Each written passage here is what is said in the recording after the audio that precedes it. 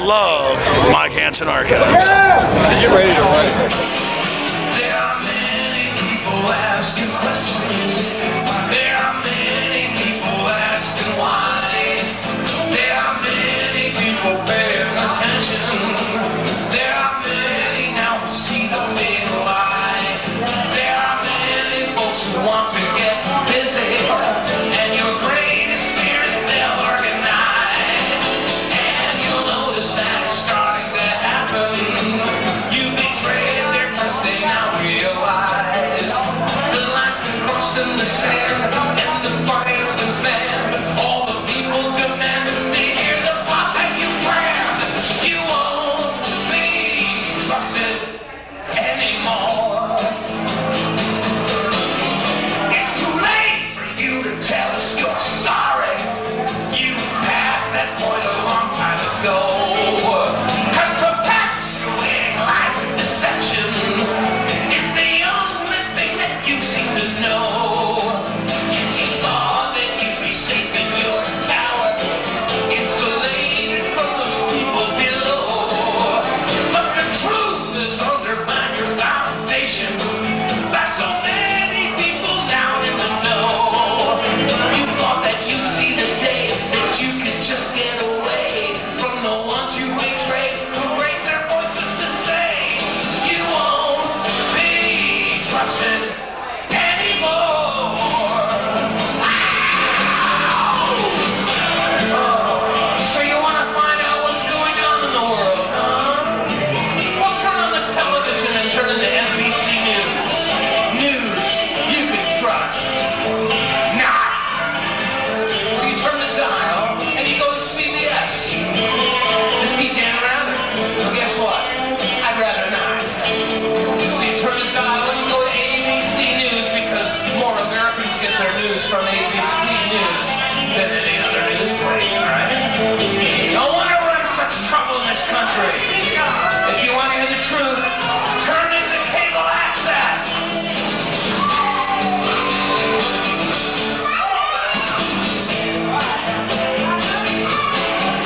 We can't wait for you to start to get honest. We can't wait for you to start to be true. We can't wait for you to finally discover that the things you did can be done to you. We can't wait to see the table is turning, forcing you to see the things that you've done. We can't wait for you to face the music, understanding that there's no place to run. See the faces turn white as the people unite. Watch the roaches take flight as you turn on the light. You won't be trusted anymore. No, no, no, you won't be trusted anymore. No, no, you won't be trusted. Hello, folks. This is Jeff Davis with the legendary Jeff Davis Show from Central Texas, USA. And I love Mike Hanson Archives. Peace out, baby.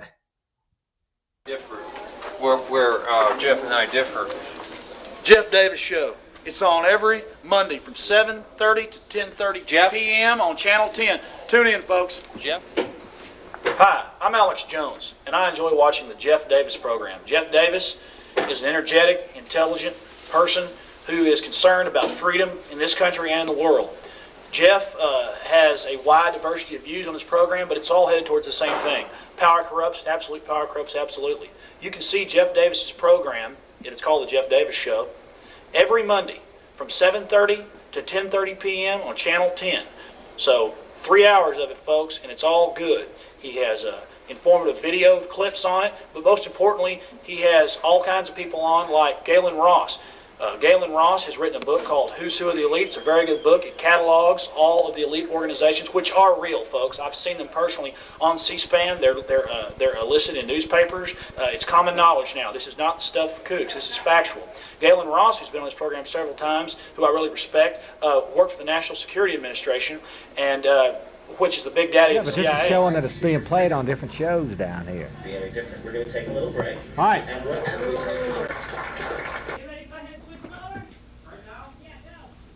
Okay, folks, that's Brent Johnson. He's a great guy over at Gene Stafford. Has this great party every Wednesday night, 7 p.m. at Luby's and North Cross Mall.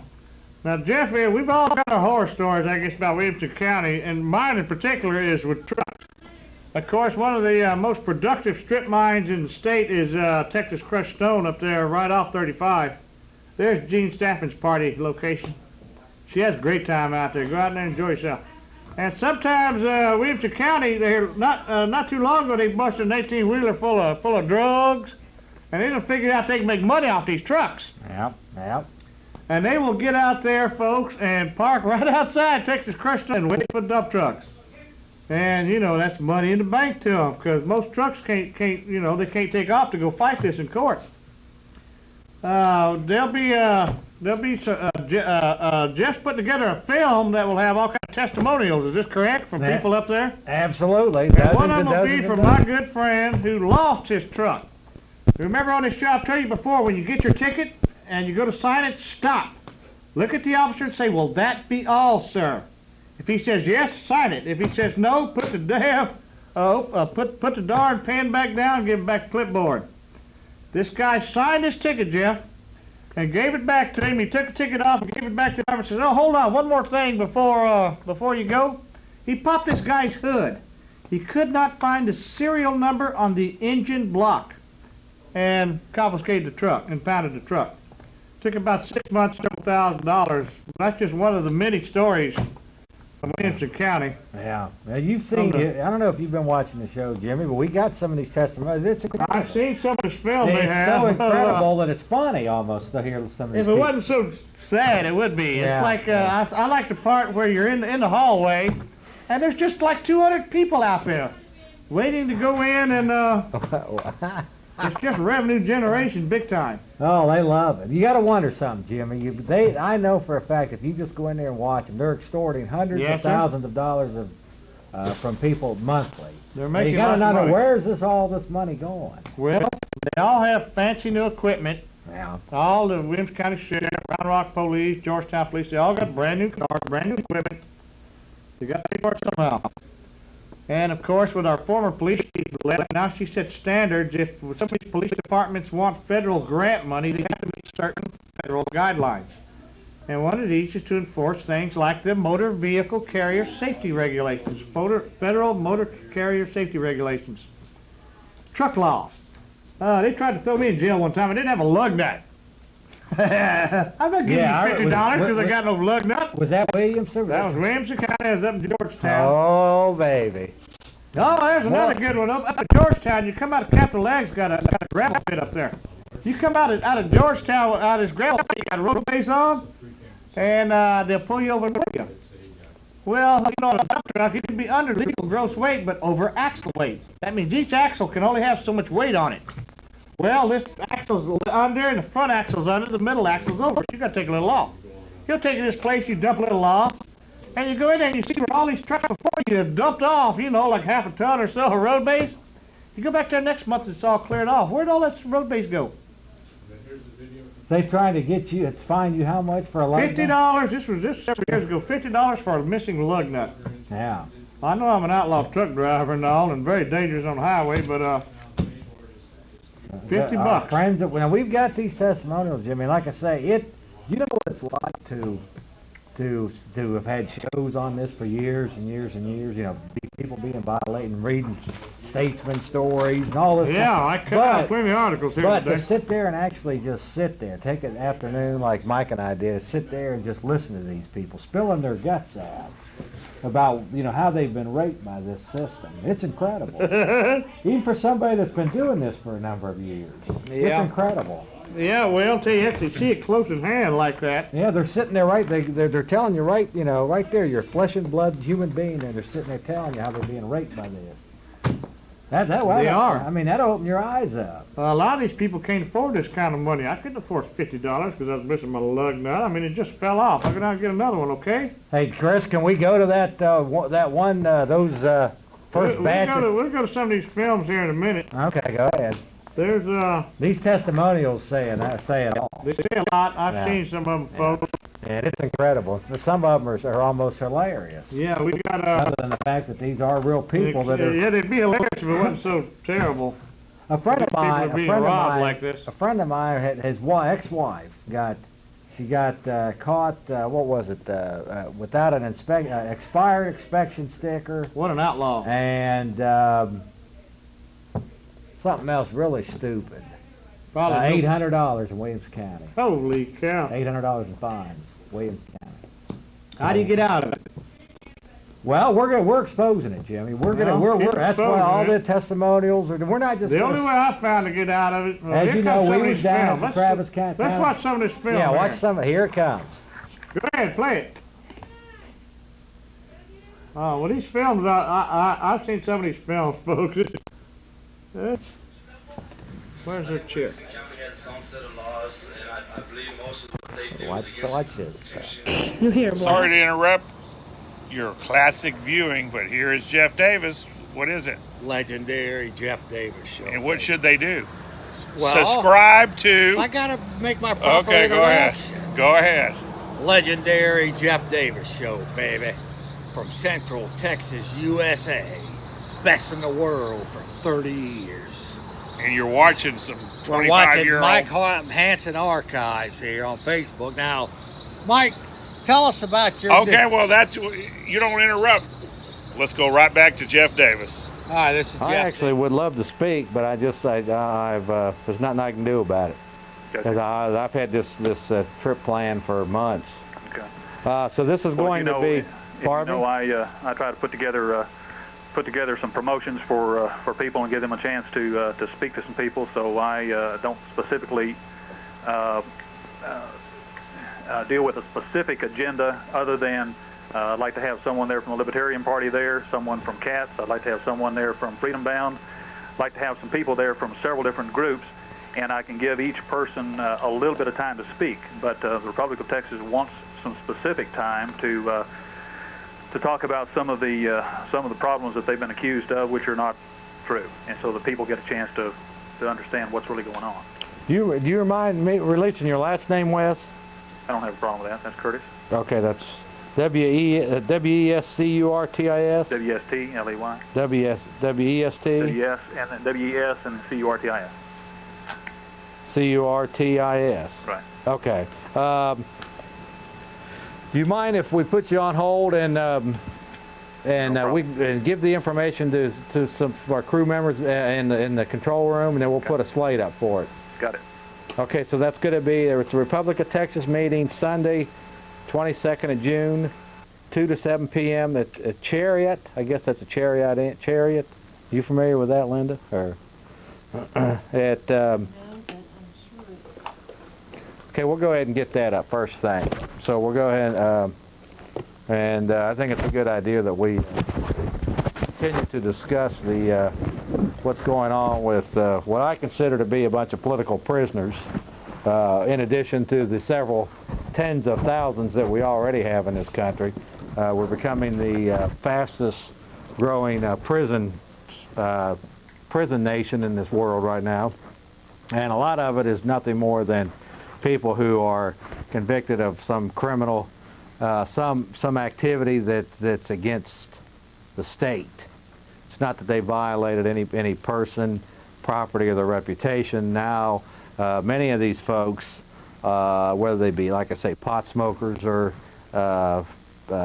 political points of view, tax protesters, whatever the situation is, Lyndon LaRouche people,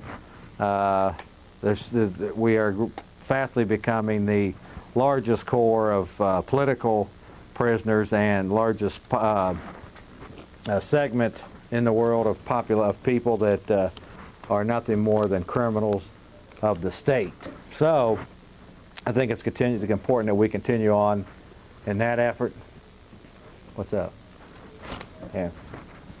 Get the address, because I'm not sure of it. With that, we'll go ahead and I think we're going to put up, if we can put up the slate. But with that, we'll go ahead and get to the first. We're only going to play about 10 minutes of day 51. Now this is the video. Is that the first one we're going with? Okay, this is the video that supposedly inspired Timothy McVeigh to supposedly blow up the Oklahoma City bombing, or the Murray building, which there's a lot of shady going. Part 2 on there first. Okay. Read it. Which supposedly found him guilty, and there's a lot of shady going on with all of that as far as a rigged jury. So the same type of thing that goes on in this country regularly with the courts. You know, folks, we have a criminal justice system, and that's just exactly what it is. It's criminal. So this is the we have courts that are criminal. We have people running, our leaders that are presented to us are frauds.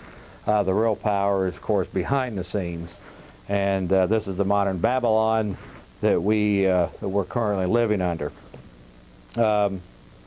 With that, we're going to go ahead and go to, it's called America's Judgments, with John Trockman, who is the director of the militia of Montana. And this is part 2. It's called Enemy Troops, the merging of law enforcement and military into one peacekeeping force.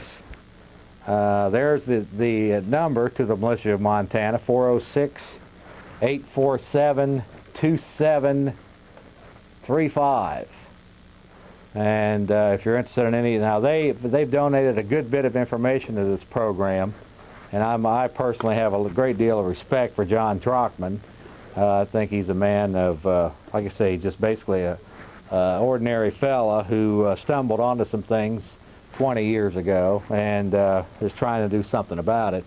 And there's several thousand members, of course, in the militia of Montana, and almost on a daily basis you will see where the Antichrist national media tries to convey to us that the little plowboys in Montana are the big threat. Well, folks, let me just tell you, it's not Richard McLaren or John Trockman or any of these other people that are getting demonized in the media that have sent our young 18-year-olds to get slaughtered in Vietnam.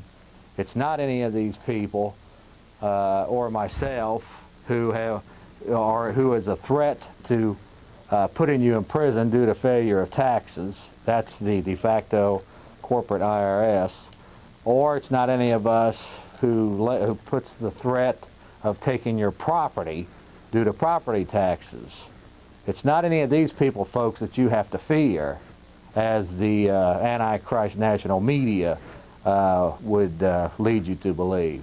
In fact, it is the de facto corporate government, of course, controlled by international bankers behind the scenes, that are providing a wide range of problems for us all. They have many people enslaved on so-called social programs, and they have developed all different types of so-called law enforcement officials to replace the old-time peace officers, which were there to protect lives and property and to assist for peace. Now they are enforcing laws. There's this huge paper war that's going on against us right now. Virtually all of us are criminals if the de facto government decides they want to start implement some of the laws that are in the books. And this extends to hoarding laws. There are laws now that forbid you from storing certain amounts of food for a certain number of days. Of course, there are all the other. They're adding 2 different gun laws, all types of laws that makes you a criminal of the state. Of course, they're not actually enforcing many of these at this time, but they certainly could if they so choose.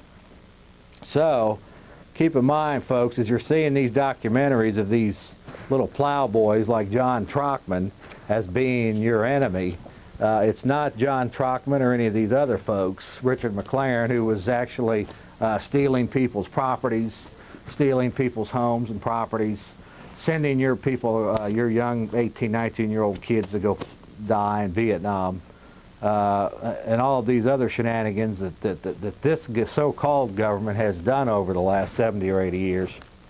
And quite clearly, folks, many patriotic people and groups who have tried to change the course of America have not succeeded due to their failure to recognize the obvious, and that is that the enemy of the American people lurks in Washington, D.C. and in the banks of New York City, Federal Reserve specifically.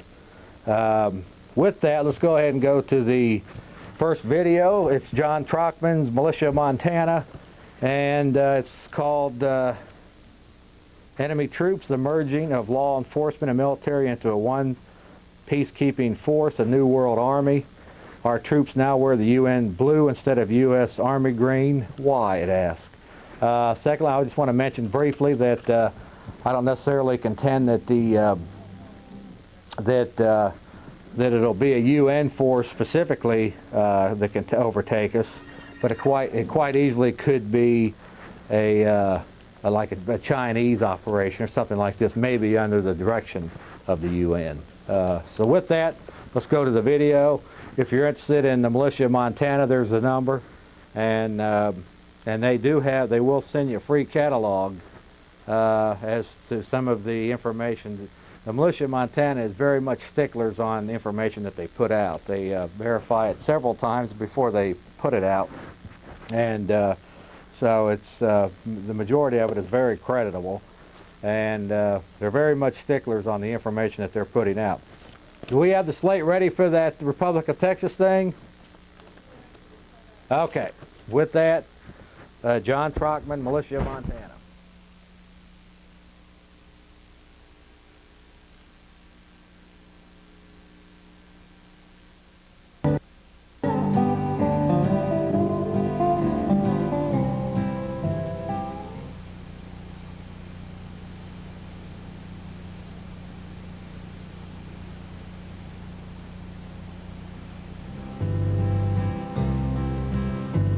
Old Glory was waving over Waco's compound. You could see evil spirits as they circled around. ATF said to Reno, you planned this so well, give us the order and we'll blow to hell. Jenny smiled proudly as she faced her first test. She bragged Clinton chose her because she was the best. She gave the order, the tanks showed no grace, punching holes in the buildings for their deadly spray. Who will tell the little children their government was wrong? The Republic of Texas should have cared for her own. There was no justice, the law had been used, their weapons were legal, there was no child abuse. America's Judgment, Part 2. Enemy troops, both foreign and domestic, law enforcement and military merged together. Now you'll have to remember that the enemy troops that came to Waco and destroyed those innocent families did not come from a foreign country. They were, for the most part, our fellow Americans. And the proof lies in the equipment that was there also. This is our U.S. military equipment on the soil adjacent to the Branch Davidians' home. Before we get started here, can we go ahead and get a shot of this?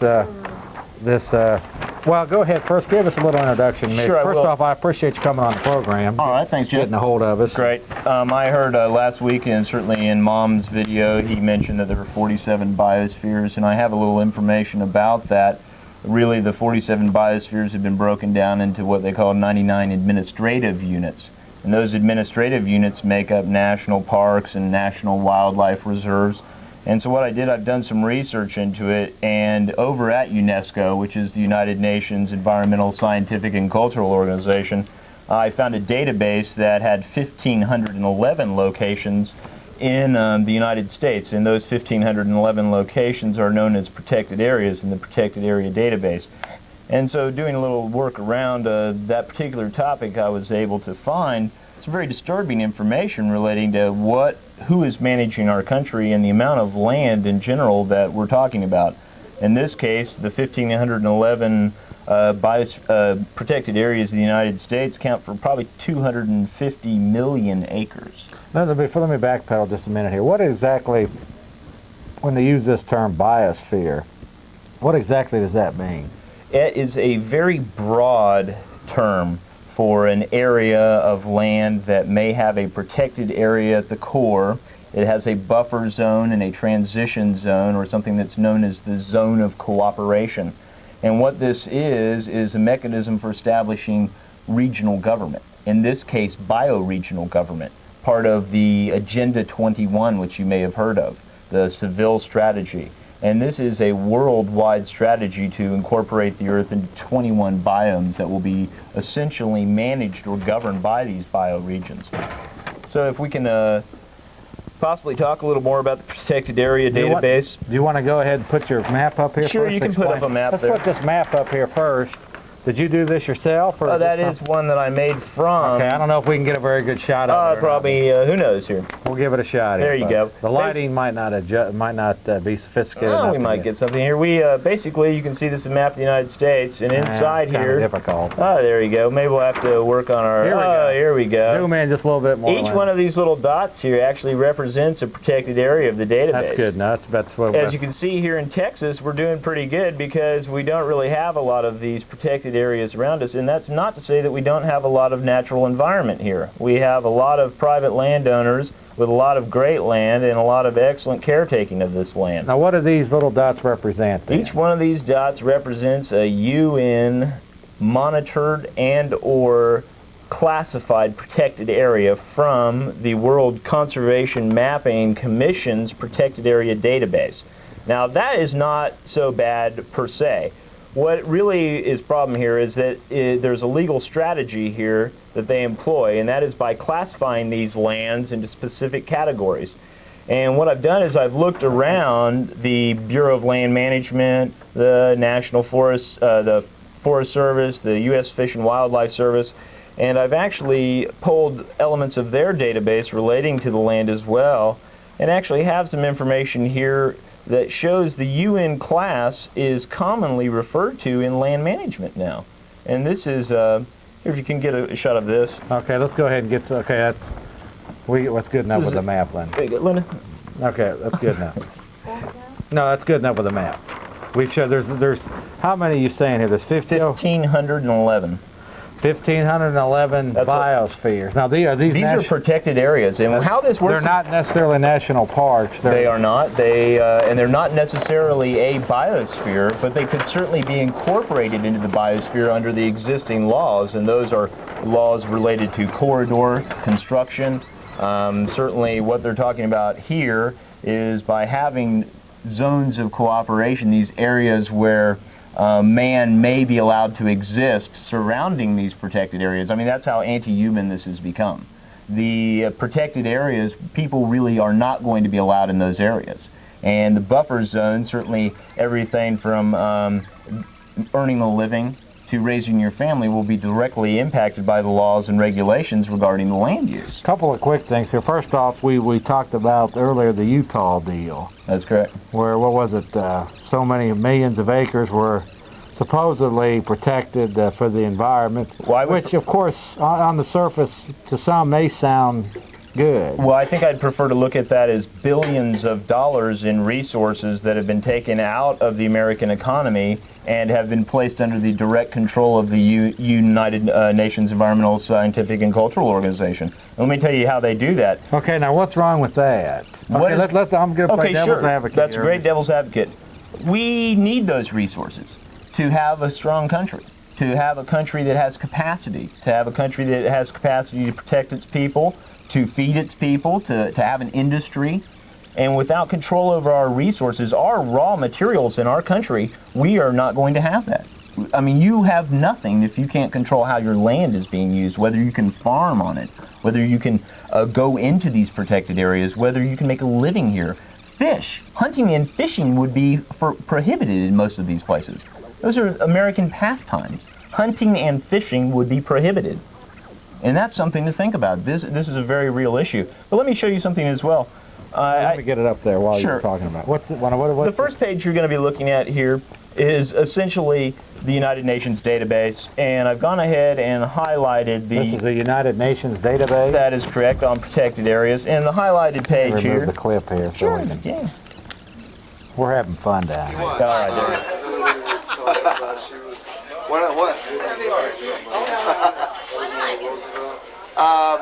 Wait a minute, I'll tell you when to start. Okay, I just want to get a little edit time.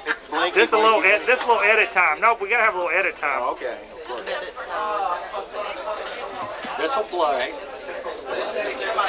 When is he going to start? Anytime now. Oh, okay. Hi, my name's Archie Lowe.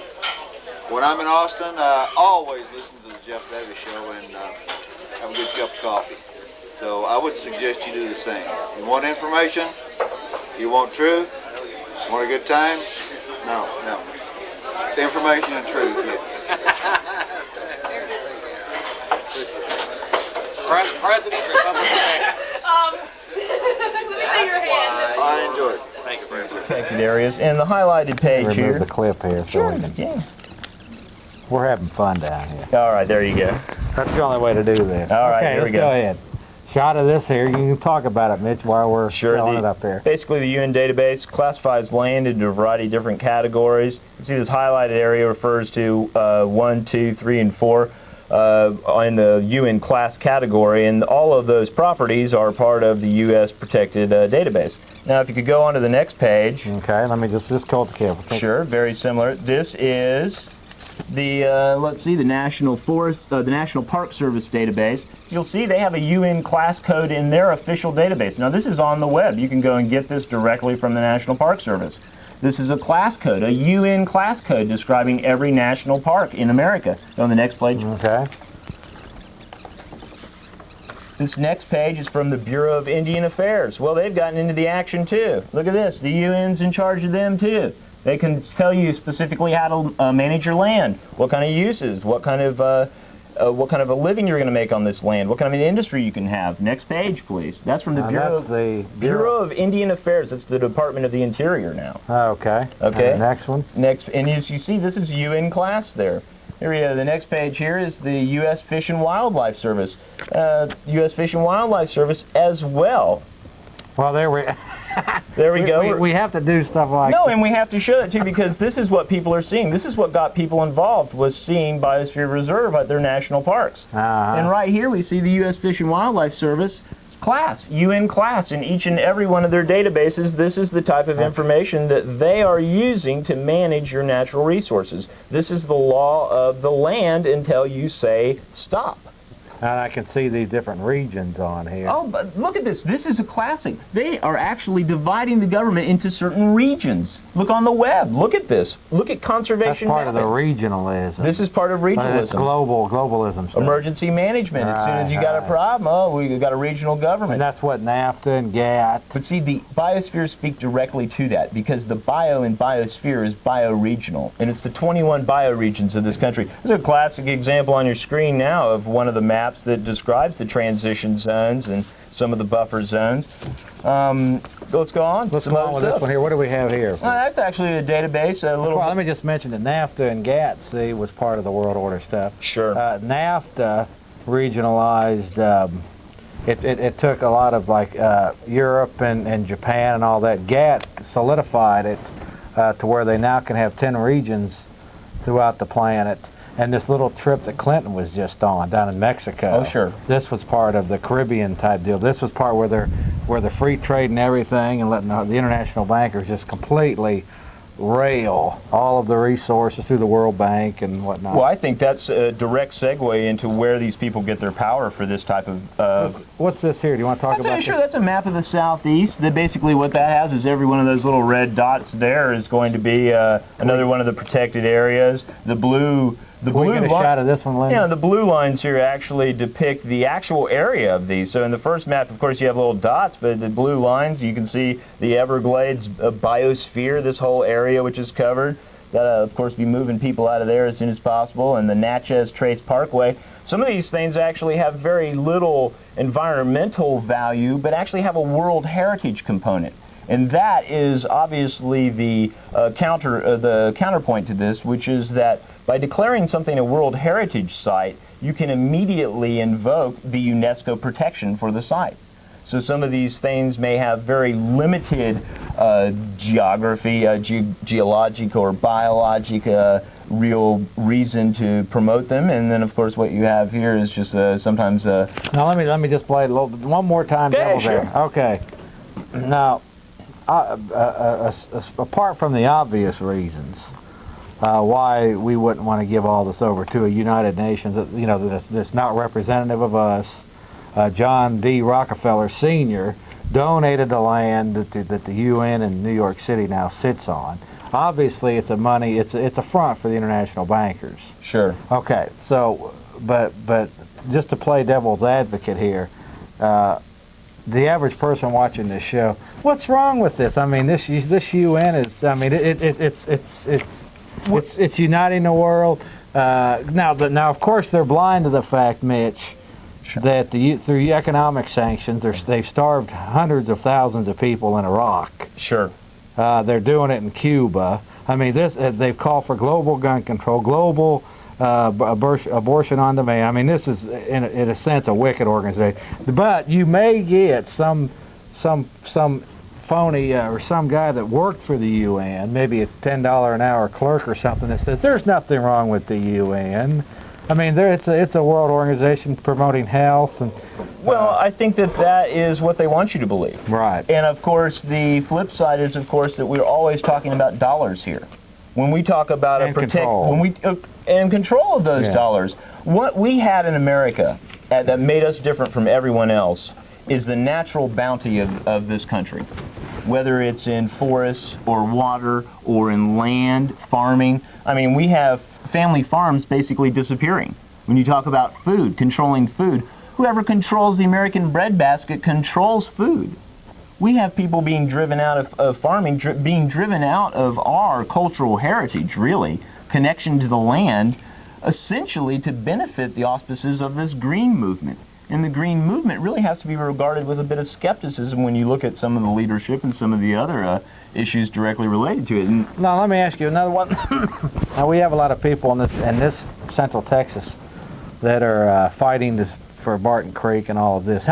Does any of this apply to them, or I believe many of them are duped by the whole environmental propaganda, just like many of them are duped by the Democrats and Republicans and the what I consider to be the organized religious scam. But how does this affect on the just your average person? Well, I think here at Barton. I think your average person has been duped into believing that all they can have in America is what the government and what certain non-governmental organizations give them and provide them. Yeah. That what has really been taken is their initiative to care for the land themselves, without turning to the UN, right, or their own initiative, and maybe also is the perspective on the issue. I mean, we have a lot of very important natural features and natural wonders in this area that we have to appreciate and have to protect. Right. But on the flip side is that we have to do it. We can't go off to other people. We certainly can't appeal to these higher powers to regulate us even further, to somehow protect. It actually comes down to perception then. That many people don't understand what's behind all of it. I think that is correct, and I think maybe we can expose a little of the agenda. When you mentioned earlier that the New World Order, for instance, the New World Order is a very real thing, and it's very real in the biospheres. They have very real organizations, the Global Change Commission, the Biosphere Reserves at the University of Michigan. There are data clearinghouses for the whole global agenda. And, basically, in general, one of the things that, in fact, I'd like to point at almost immediately is some of the things they're teaching children in America right now regarding globalism. And one of the things, they have a Global Environmental Education Curriculum Directory, And let me read to you Go ahead. just one page here that I think, well, besides Gaia, of course, Gaia, an atlas of future worlds, challenge and opportunity in an age of change. Not too problematic for some of the pagans here in Austin, probably, but what we have is some things that are obviously just going to leap right out at you.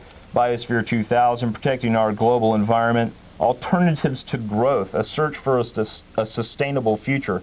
Maybe not too bad, but it's in the same topic as the New Internationalists, and learning to live as humans in an ecosystem, international ecology, and development of education using a functional curriculum organization. This is what they're doing. These are the things that are taught your children in school now. These are the resources that teachers use. Your kids know what the global change is. They're expecting it. They're anticipating it. A new world order, grassroots movements for global change. This is a curriculum they teach now to your kids. Your kids are expecting it. The New World Order is a reality. It's not just a reality, it's the cause du jour. It's the philosophy of the day. And it's of course, it's in our best interest. Oh, it's always presented as in our best interest. You'll like this one. China's family planning program, challenging myths. Challenging the fact they murder babies, challenging the fact that they starve their own people. There's no way you can challenge this, University of Michigan. You're called out. Bottom line. Sorry. No, keep going. No, we like you to get. We like people to get. Well, I think that's the bottom line. Is these people promote the World Bank? These are the people that are going to promote the New World Order, and the New World Order is anti-freedom.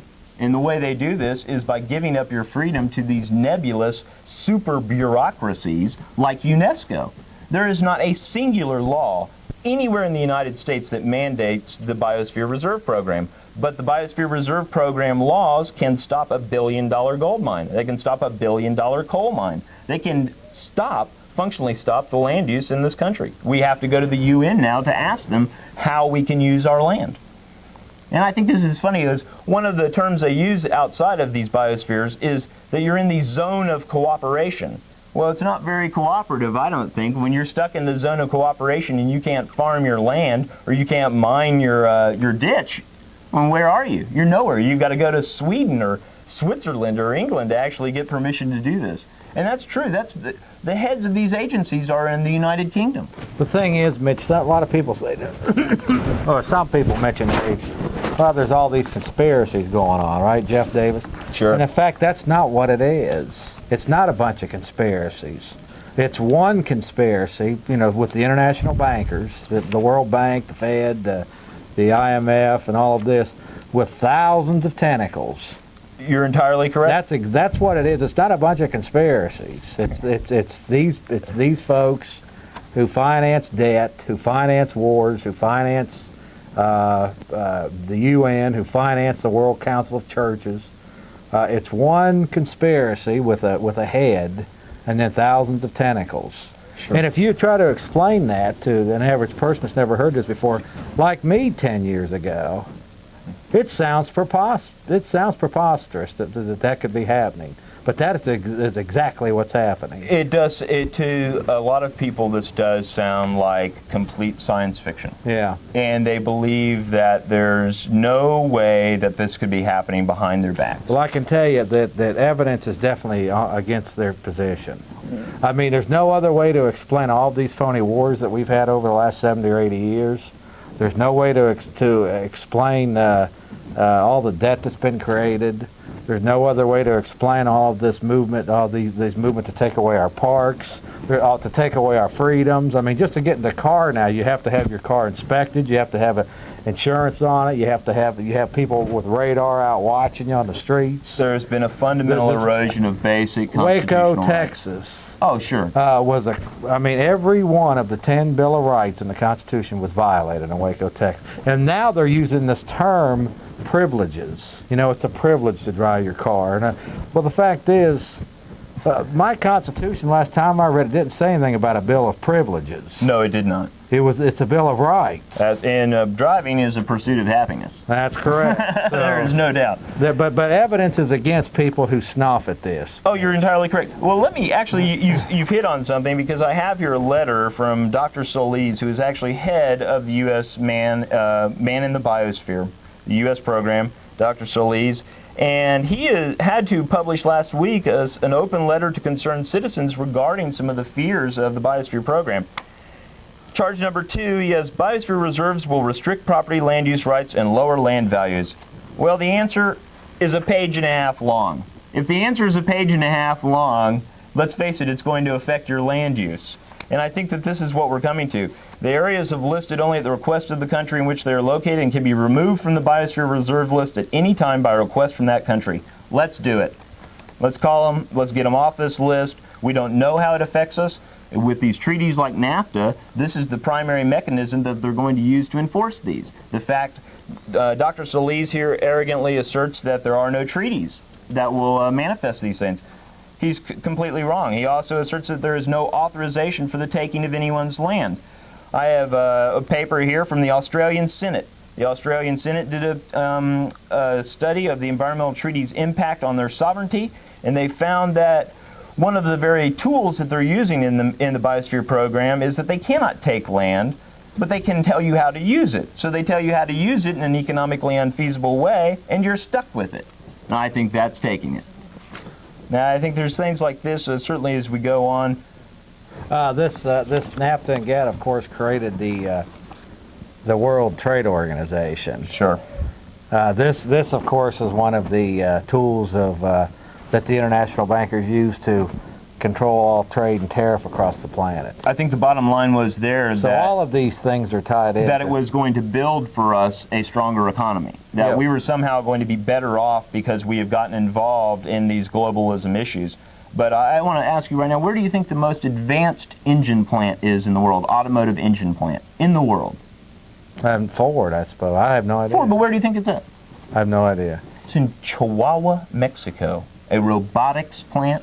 They have built the most advanced, technologically equipped motor plant in the world and have placed it in Chihuahua, Mexico. It's no longer in Tokyo. It's no longer in Detroit. It's no longer anywhere except in the third world, and the jobs are gone, and gone forever. The technology is gone forever. The capacity to manufacture is gone forever. And they lie. As far as I can tell, if you could read through NAFTA, the 65 some odd thousand pages of it, I think that at this point, then maybe you'd be able to find that that's actually illegal. But no one's going to do that, and it's the Ford Motor Company anyway. Who do you think sponsors the University of Michigan Biosphere program? You know, I mean, this is Ford, Henry Ford. Man, if you want to talk about players in the New World Order, the Ford Foundation is one of the key features of the New World Order. And to me, that is the one thing that they hung on us, was that we were going to be benefiting from the NAFTA treaty. And immediately, I guess one of the things I had to turn to was today from, let's see, what is this, from USA Today? Let's go ahead and get a close-up. Oh, yeah. We can get a close-up of this. Just hanging up there. From This USA Today. USA Today. It feels like a depression there in Tennessee. Why? Because all the jobs have gone to Mexico to build them. 20% unemployment in the middle of Tennessee. 20%. This is from the USA Today today. And that's amazing. I just thought I'd grab that because I knew we'd get on this topic of NAFTA. Well, it's all tied in. You've got, you got NAFTA, you got GATT, you got the World Trade Organization, you've got the UN, you've got the World Council of Churches. You cannot deny the religion, the man-made organized religion element. Oh, sure. The economic, certainly the European Union right now, has got to be the thing that we have to watch probably the most careful, because what we're seeing here is really some very interesting reactions to the sovereignty of nations in Europe being forced into this. And George Will today actually wrote about it. He did, well, yeah, but I wouldn't trust French him. sovereignty, price of the new order. This is George Will. George Will. I never thought I'd be plugging him. He's one of the boys, you know. He is it's definitely probably one of the boys. a soft soak. So you know, if you can get through it, obviously it's not for everyone, but there are some real classic zingers. Let me read one for you. Go ahead. This is a classic. And I think that this really speaks to everything. Happily, Europe's peoples are casting a jaundiced eye on the real reason for monetary union, the desire of Europe's political class to siphon sovereignty from national legislators and pump it into supranational bureaucracies. Dilution of national sovereignty and with it of democracy attenuates popular control of the political class. Let me ask you this. You might not, I haven't talked to you that much, so I don't know. Have you done any research on this? HARP. Sure. What do you know? Tell us about the close-up of the... Now, I plug this book quite frequently, and you can actually get this through the militia of Montana. we could put up their number one more time. In fact, this was donated to me. If this wasn't so by scary, John Trockman. this is actually the point where science fiction may actually becoming science reality. And that's what's so frightening about this, is that they have a long-term program to control the atmosphere. Certainly the high-frequency atmospheric aurora research project is one. There are a variety of other projects directly related to this. They have some curious issues really globally that affect this. It's going to be real interesting to see how this technology plays out. And you know, you look at when you read this book, or just the back of this book, it talks about the U.S. government has a new ground-based Star Wars weapon. We'll get to you got plenty of stuff that we're going to get to all of, but it says new ground-based Star Wars weapon, which is being tested in the remote bush country of Alaska. The new system manipulates the environment in a way which can disrupt human mental processes, jam all global communication systems, change weather patterns over large areas. We recently had all of these. Now, I don't think the book that implies that they have the technology to actually control weather, but to manipulate and block weather patterns, which could create favorable conditions for storms like in Gerald, Texas, or the droughts in North Dakota. You know that we've had. We're just today we've had floods here and all. I mean the rain. I almost ended up stranded in Houston 2 weeks ago. It's becoming almost apocalyptic or biblical. Look at how they're starving. Look at the people in Africa and the droughts that they're just by the millions. If they have this technology, first off, Mitch, let me just make first off. If you mention that they to somebody that's never heard this before, they would say, "Oh, that's not true," because if it was, we wouldn't have all of these droughts and floodings. But that they're missing it, because if they do have the technology, they wouldn't use it to help us. They would use it against us. I would challenge them to drive up to College Station. It would be a tool that they would use, because there are tools of HAARP in and around College Station. I don't know if you're familiar with that. No, I'm not. The meteorological, the atmospheric change group that's actually working up there has been experimenting using microwave, high-frequency amplification of the atmosphere, possibly. Sure, and then by that way, of course, you can do whatever you want. I mean, the heat is the primary engine in the atmosphere. Disrupt human mental processes, jam all global communication systems, change weather patterns over large areas, interfere with wildlife migration patterns, negatively affect your health, unnaturally impact the Earth's upper atmosphere. Well, there's certainly no one. Angels don't play. There's no one in any government certainly responsible enough to control that technology. There's what now? There's no one responsible enough in any government to control that type of technology. They will abuse it if they have it. That's correct. So in other words, it wouldn't be used to help us. It'd be used to get us to submit. Undoubtedly. To more laws. How else would they pay for it if they don't take something away from you? Right. I mean, that's the bottom line. I didn't mean to get off track. No, here, but seriously, no. Let me actually bring up a kind of a related topic, because that's the biowar tests, and this is from the Houston Chronicle 2 weeks ago. Go ahead and put this up. Biowar test said to pose little risk to Texas. What this is about is Project Windsock during from 1950s until 1989. Well, you're getting your stuff straight from the establishment media. This is from the establishment media. All this stuff. The bottom line here, thousands of pounds of dangerous toxic materials spread from Texas television and radio transmission towers over a 30-year period to study how diseases manifest, how they spread throughout society. Basically, you can find this in the Houston Chronicle. The material they are using here is zinc cadmium sulfide. It's a known carcinogen according to the National Institute of Health. It is extremely dangerous, obviously. Now, here's the government play on it. We've established that they've been spraying. Now, this came out the day Tuskegee happened. Can we put it up one more time real quick? Go ahead. Keep talking over it. I'm sorry. The day that Clinton, of course, apologized for the Tuskegee experiment, a truly heinous medical experiment where they failed to treat people who had syphilis, black Americans. On the same day in the Houston Chronicle, on the back page, was this story. This possibly could have affected millions of citizens in the United States. We are talking about spreading dangerous, lethal material over Texas. thousands of pounds of it to whoever with the wind, just to watch how cancer spreads through society. Because these people don't care about you. Listen, I want to just read Go ahead. this. Read it. Biowar tests said to pose health risk in Texas. Biowar tests, this is by Michelle Middlestad, Associated Press. Texans exposed to a potentially cancer-causing chemical during secret Army biological warfare tests in the 1950s and 60s. It says here have minimal risk of health problems, and I according to the National Research Council. That's true. They independently corroborated it with the National Research Council, and you know how independent they are. It was the conclusion comes after independent study. They're investigating themselves. Here's another one of these stories where the conclusion comes after independent study of the Army's covert spraying of zinc. What is that? Zinc cadmium sulfide. Sulfide over north central Texas, the coastal bend, and 31 other urban and rural areas in the United States and Canada.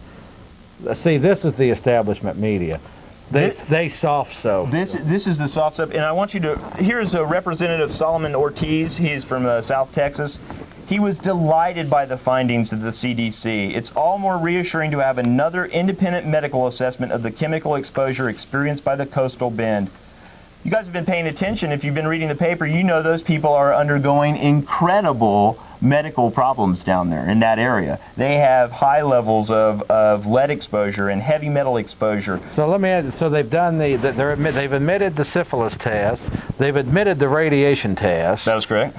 Now this is coming out. This is coming out, but what I think is funny is it just became known in 1990. Because according to the National Institute of Health's story on it, the testing didn't even stop until from We're looking at maybe 39 years of study. In some cases, undetermined amount of the chemicals were released from dozens and dozens of these air towers. And then, of course, the National Institute of Health and let's get this one. Oh yeah, this is the bottom line about what cadmium. Let me show you kind of what cadmium will do to you. And bottom line is, and this is from the government, of course, this is from the Agency for Toxic Substances, and they refer occasionally to unpublished reports about long-term exposure, which they probably got from the Army. And here he goes, how might I be exposed to cadmium other than the Army? No, these are the effects of cadmium on your health: kidney damage, lung cancer. These are known facts. Such as emphysema, boy. There you go. Lung cancer has been shown to occur. The reason they use something like long periods of cadmium in air.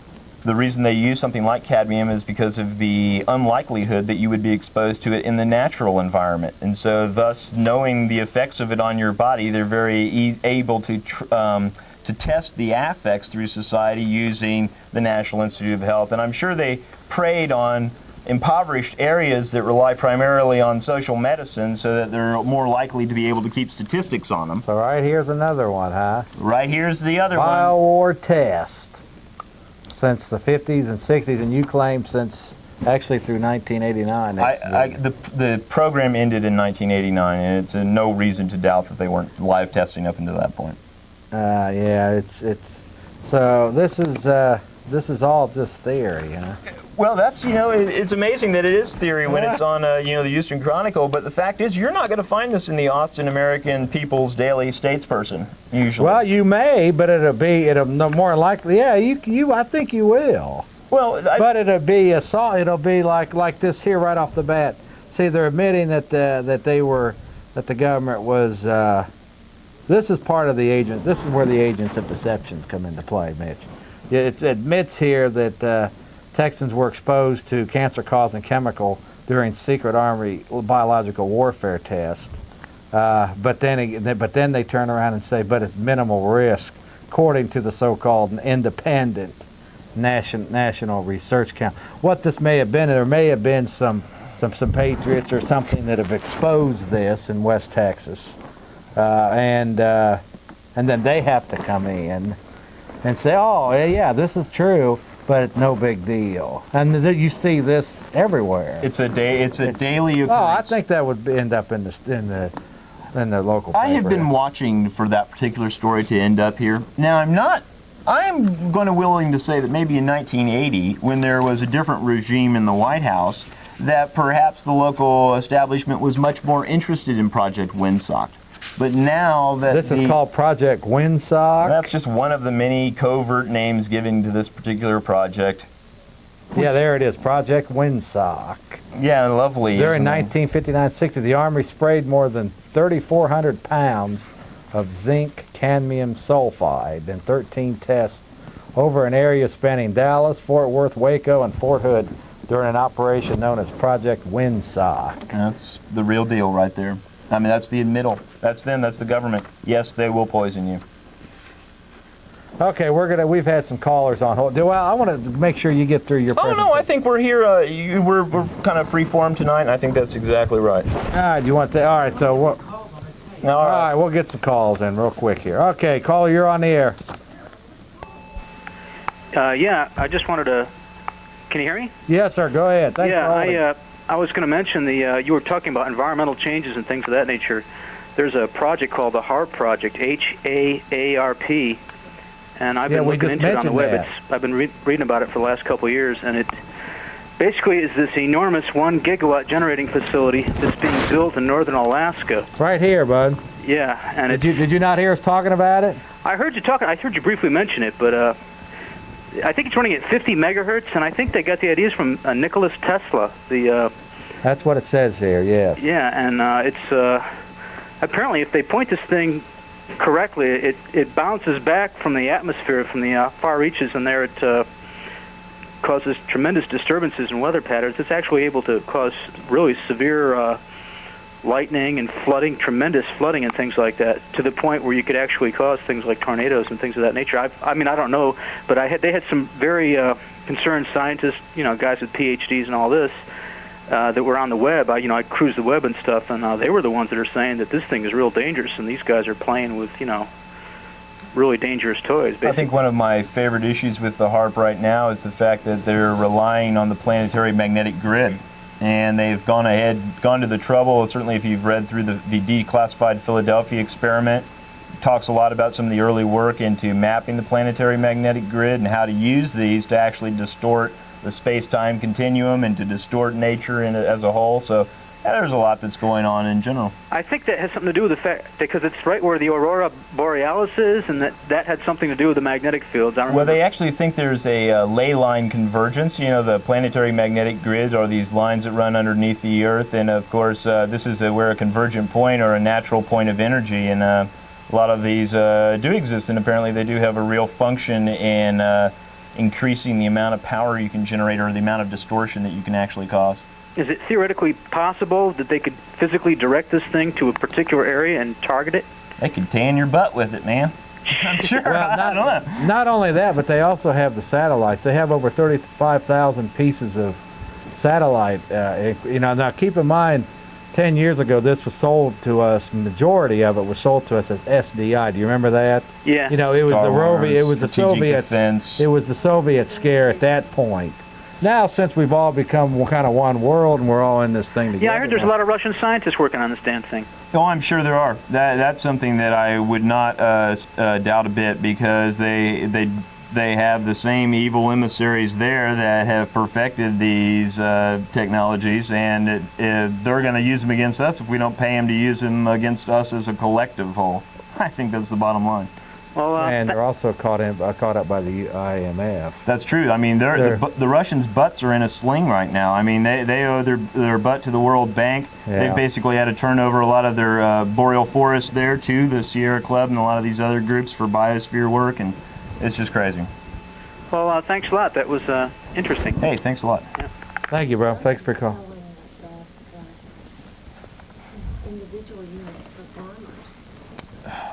Let me just, the U.S. military calls it, this will be the end of this, I hope. Oh, that's fine. The U.S. military calls it Zapper HAARP, H-A-A-R-P, High Frequency Active Aerial Research Program. Yeah, okay. But this guy, Buster, is not about the Northern Lights. This device will turn on lights never intended to be artificially manipulated. Also, I would say, we also forget, it may or may not tie into the into all the satellites they have, but there's over 30,000 pieces of satellite equipment floating around right now, which can be used for tracking and tracing, of course, on these new smart highways that they're developing. I mean, of course, this is in our best interest. Of course, in that way, if you're stranded, see, they'll be able to come and they'll know where you're at. As soon as you have your national identification card, they'll probably be able to remotely track you with it. You don't need to worry about it. They'll know exactly where you are. And we'll be here, I guess. I don't know. But it's in our best interest. Obviously. Yeah, it's in our well, you know, I think that where a lot of this started was essentially about the biospheres, because this may be the immediate kind of direct threat that we have to our national sovereignty. And I really encourage you guys, if you can, to support the legislation in the House 901, which would specifically authorize the existence of each and every biosphere reserve in the U.S. That would involve at least 47 specific acts of Congress. In other words, Congress will go back and retroactively vote on every biosphere and then every biosphere in the future. But there are groups like Man in the Biosphere who fear our representative democracy. They fear us actually getting involved in these programs because they don't want us to go to our congressmen and say, we're going to vote on these. We want representative democracy. No. But let me ask you, don't you think that's kind of a waste of time? I mean, you're going to the enemy that's this treasonous Congress that are selling us down the river, and you're going up to them and saying, hey. Now, I want to go ahead and mention briefly here, because we're going to put this on rotation, apparently. We have a Republic of Texas meeting coming up on, I assume y'all have a, Texas Best Seminar, Sunday, June 22nd, 1997, 2 to 7 p.m., 7300 North, IH-35, featuring a frequent guest on this program. He's one of the factional presidents, at least currently, Archie Lowe, and they're going to be talking about several different issues. And if you want any information on that, go ahead and call the comment line, 370-9558. And and if you want any information on the video that we played earlier, or some of the materials that the militia of Montana are throwing out. And I have tremendous respect for John Trockman. I interviewed him in Dallas. I don't know if you know who he is or not. Oh, sure, the leader of the militia of Montana. But he's donated several things to this show, and you know, he like you said at the end of our interview, he's just an old plowboy, and we're all in this mess together, and he's exactly right. But if you listen to the media, the national media, you know, he's really a wicked devil. True, and so this is part of the shenanigans going on. They've demonized kind of a man that does have very excellent credentials. Yeah, he does. And that's what I find particularly disturbing. Everything that the militia of Montana is very well verified. They're sticklers on that.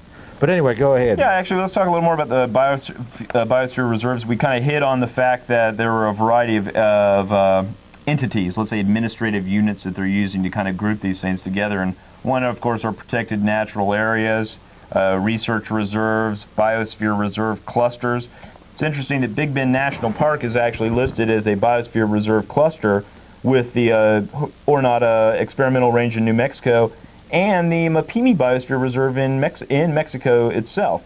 So basically what you have here is a this is part of UNESCO? Yeah, this is actually part of the list of U.S. Biosphere Reserves by category, and this is from the U.S. Man in the Biosphere Reserve program. Sure, yeah, you can have it. Yeah, let me go ahead and get it. Sure, yeah, up on the screen, yeah, you see things. Basically, those are. Which one are you referring to? The Big Bend one? Yeah, any of these right here. Let's put there. Biosphere Reserve Center, Big Bend National. Ooh, that's interesting.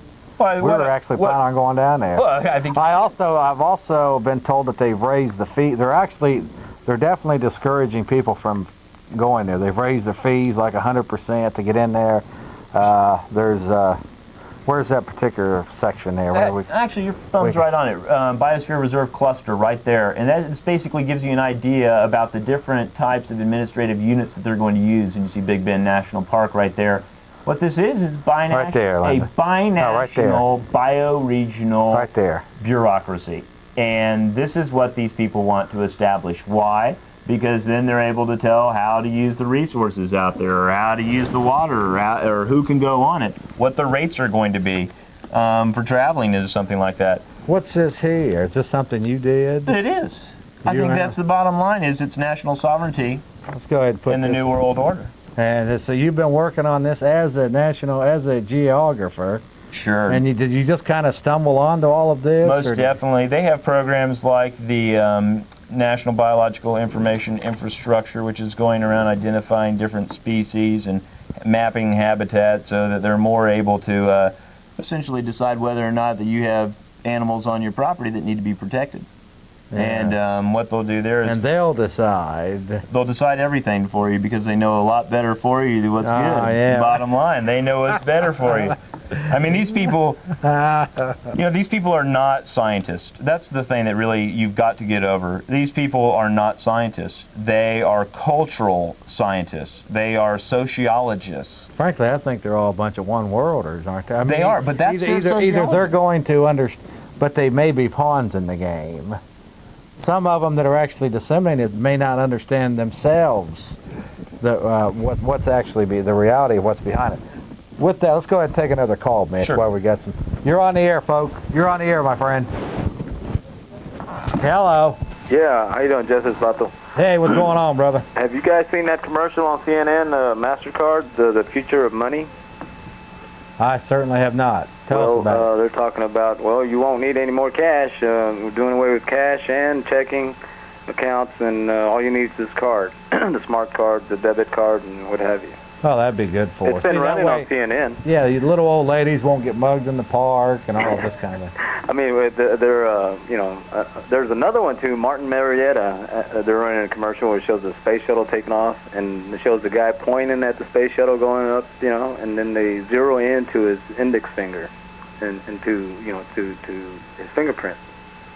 And they're talking something else about that. Anyway, have you heard anything about reverse speech? I personally have not. Have you? No. Tell us about it. I was listening to a program last night on the Art Bell Show, and they were talking about reverse speech, and they had a bunch of people from NASA a couple of weeks back, I believe, and they did a reverse speech on them, and they revealed a bunch of junk that they didn't want revealed. What NASA's up to. I think Greg Erickson's going to have something on it tomorrow on his show, so you might want to check it out. But I only caught about an hour of it, and KJFK got knocked off the air, so I didn't hear the whole entire show. But what's this biodiversity deal? What's going on here? What do they plan to do with all this land? Yeah, go ahead, Mitch. What they plan to do is shortly after Biosphere 2000 becomes a reality and global government becomes a reality, shortly after the year 2000, which is their agenda, it appears, then they'll begin to use your resources in America. They'll begin to farm your land. They'll begin to mine your land and take your wood. And they'll be using it to support the world. I mean, part of it is a collectivist ideal, the ultimate socialist ideal that we're all here in this kind of ecotopia.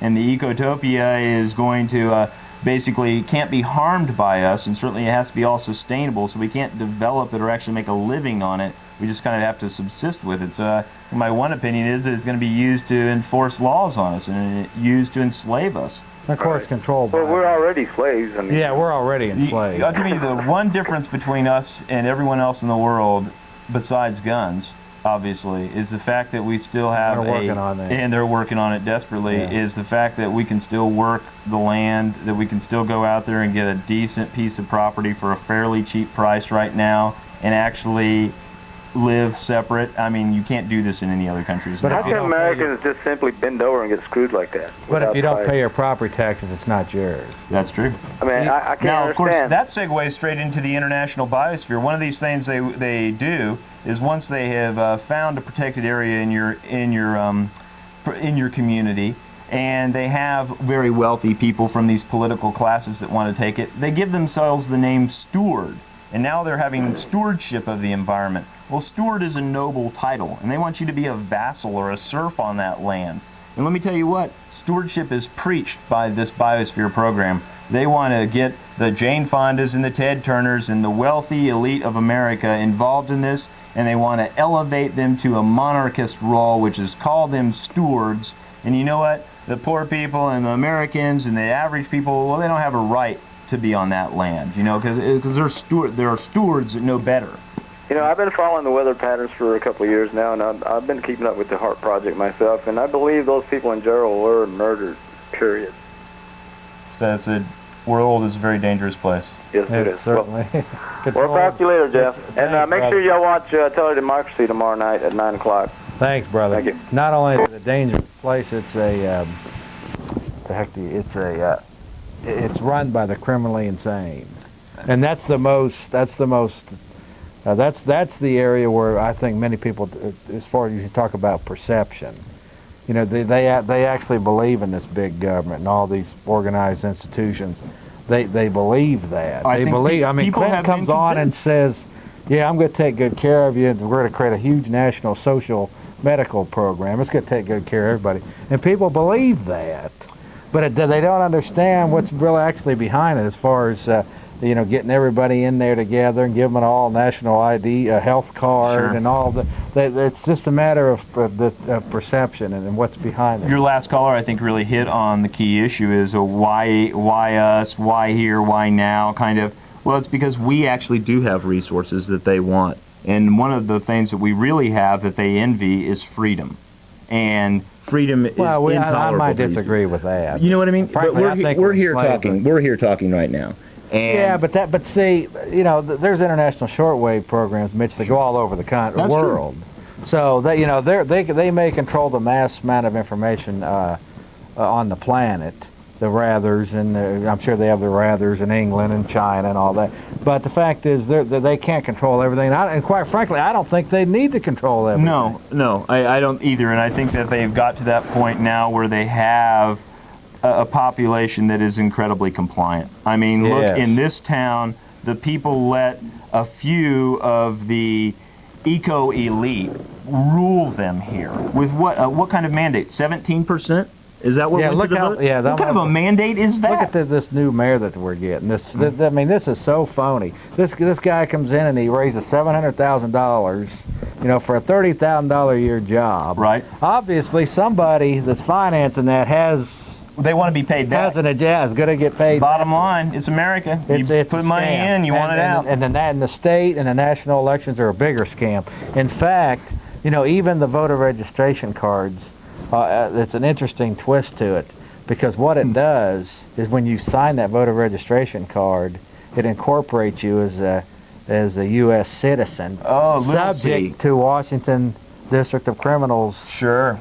It's all a scam. This motor voter bill. Oh, yes. It puts more people into the system. It incorporates you as a District of Criminal citizen. This is the exact type of stuff that people don't want to hear, or when they hear it, when they hear it, they think, oh, it can't happen here. But right now, as we sit, we are probably the single most controlled society modern time. I mean, with all the capacity to look into your environment, to look into your life, to look into your thoughts, to look at what you're thinking or watching or living or buying. I have to interrupt you. Sure. Okay, we're going to put this on rotation apparently. So I need to. What we're going to do, folks, just to get so we can turn it in tonight, is we're going to go to a minute of black. That means there's just going to be a minute of black on the screen, and then and that's just going to be like in 40 seconds here, and then we'll be right back with Mitch. Then we're going to talk about 10 more minutes, take a few more calls, and then we're going to run a short video interview that I did with either Trockman or Jack McLam. Okay, 2 more minutes. But anyway, go ahead, Mitch, and then we got to go to black so we can put. Actually, I think in 2 minutes, quickly. Killing near border requires investigation from San Antonio Express.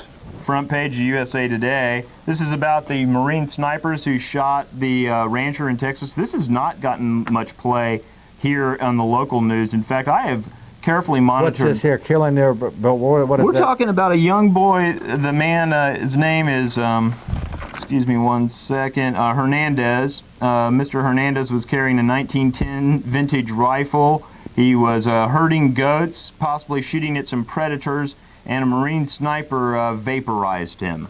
So what's this about? Bottom line is they feel that they're covering it up.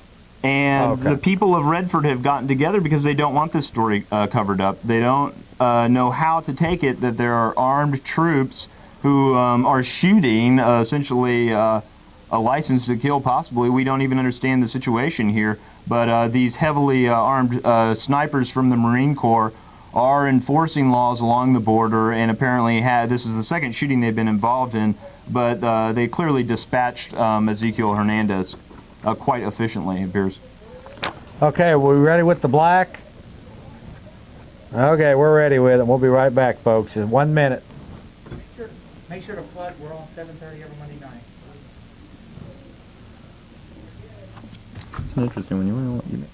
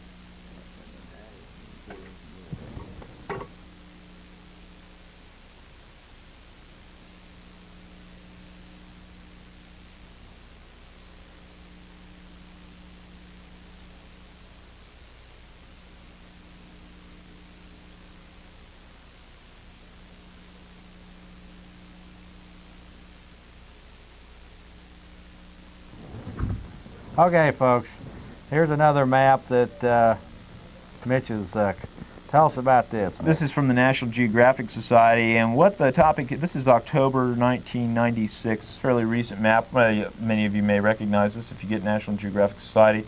Essentially, the title of this is Federal Land to Use or to Save, but it brings up a lot of the very issues that we discussed here. One of the primary issues, of course, is states like Nevada, as you can see, being fully filled in there in the western part of the United States. About 83% federal land in Nevada. And we're going to really have to decide, you know, as we've mentioned before, the biospheres and biosphere reserve programs are isolating certain areas in the west, and certainly all of that color is federal land. Whether it's the Defense Department, the Department of Energy, the Bureau of Land Management, the U.S. Fish and Wildlife Service, U.S. Forest Service, Natural Resource Conservation Service. This doesn't even include, let me mention, the Cropland Retirement Program. Cropland Retirement Program is talking about millions of acres a month being put away, and that's food. I've talked to individuals from the Natural Resource Conservation Service who mentioned that their agency is being phased out shortly after the next millennium, about year 2002. And the reason is because there probably aren't going to be enough farmers to even warrant having a soil conservation service. But I think that maps like that kind of provide an element that we have 700 million acres in the United States in the public trust. More oil than is in Saudi Arabia, more gold than is probably in anywhere. We have diamond mines here in America that are now, like a Crater of Diamonds State Park in Arkansas, that have effectively been stopped from us developing it. This happened in the late 20s. And we're stopped from developing our own natural resources because there are people who are globalists who want their friends to be rich and Americans not to prosper. I think that's the bottom line. Okay, and we'll try another call here real quick. Hello, caller. Thanks for holding. Hello? Hi, sir. Hi, Jeff. This is Alan. How you doing, Alan? Fine. How you doing? I got a couple points I'd like to make, and I'll hang up, please. Okay. The first one is many of us know about during World War II when Adolf Hitler had what was called secret weapons.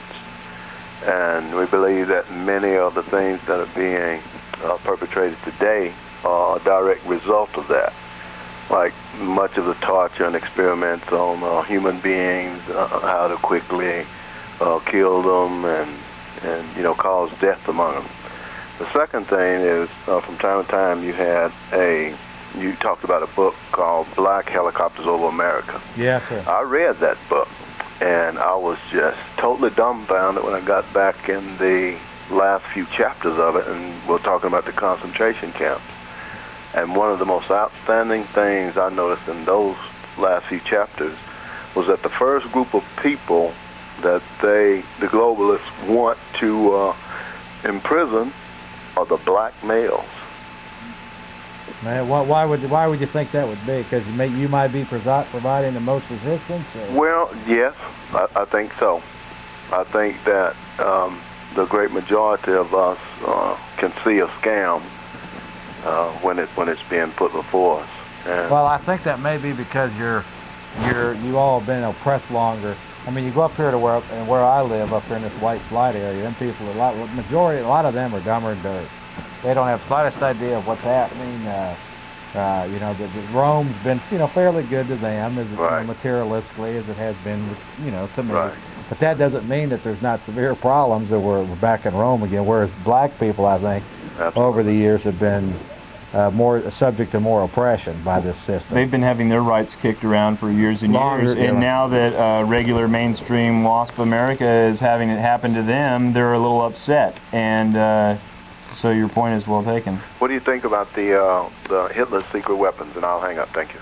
Hey, one other point, brother. Well, he hung up. I think I'd address it and say, well, he invented nerve gas that we still use today, and the tear gas that we used in Waco, and many of the other things. So their technologies are still quite effective on the battlefield. I can say, though, from the times that I've listened to some of the local black activists in this town, I don't see really where a lot of them are on to much of what's going on. In fact, the slave masters play upon this, race as one of their divisions. Just one of them. I mean, amongst, every sex, I'll bring smokers.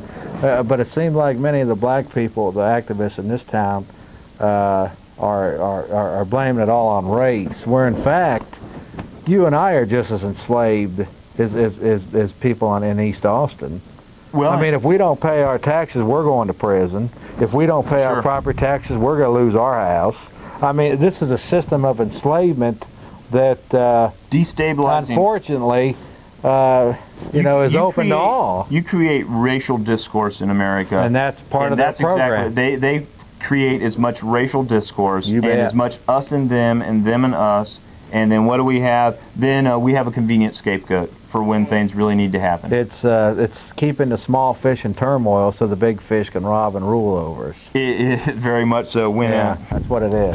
One of the things I found out, curiously enough, with World Heritage, and we discussed this a little bit about World Heritage mapping and how that fits in with International Biosphere, is a program called the Lower Mississippi River Valley Mound Mapping, where they're mapping Indian mounds to declare those as World Heritage Sites. So maybe next time I'm back, my map will have 10 times as many dots on it.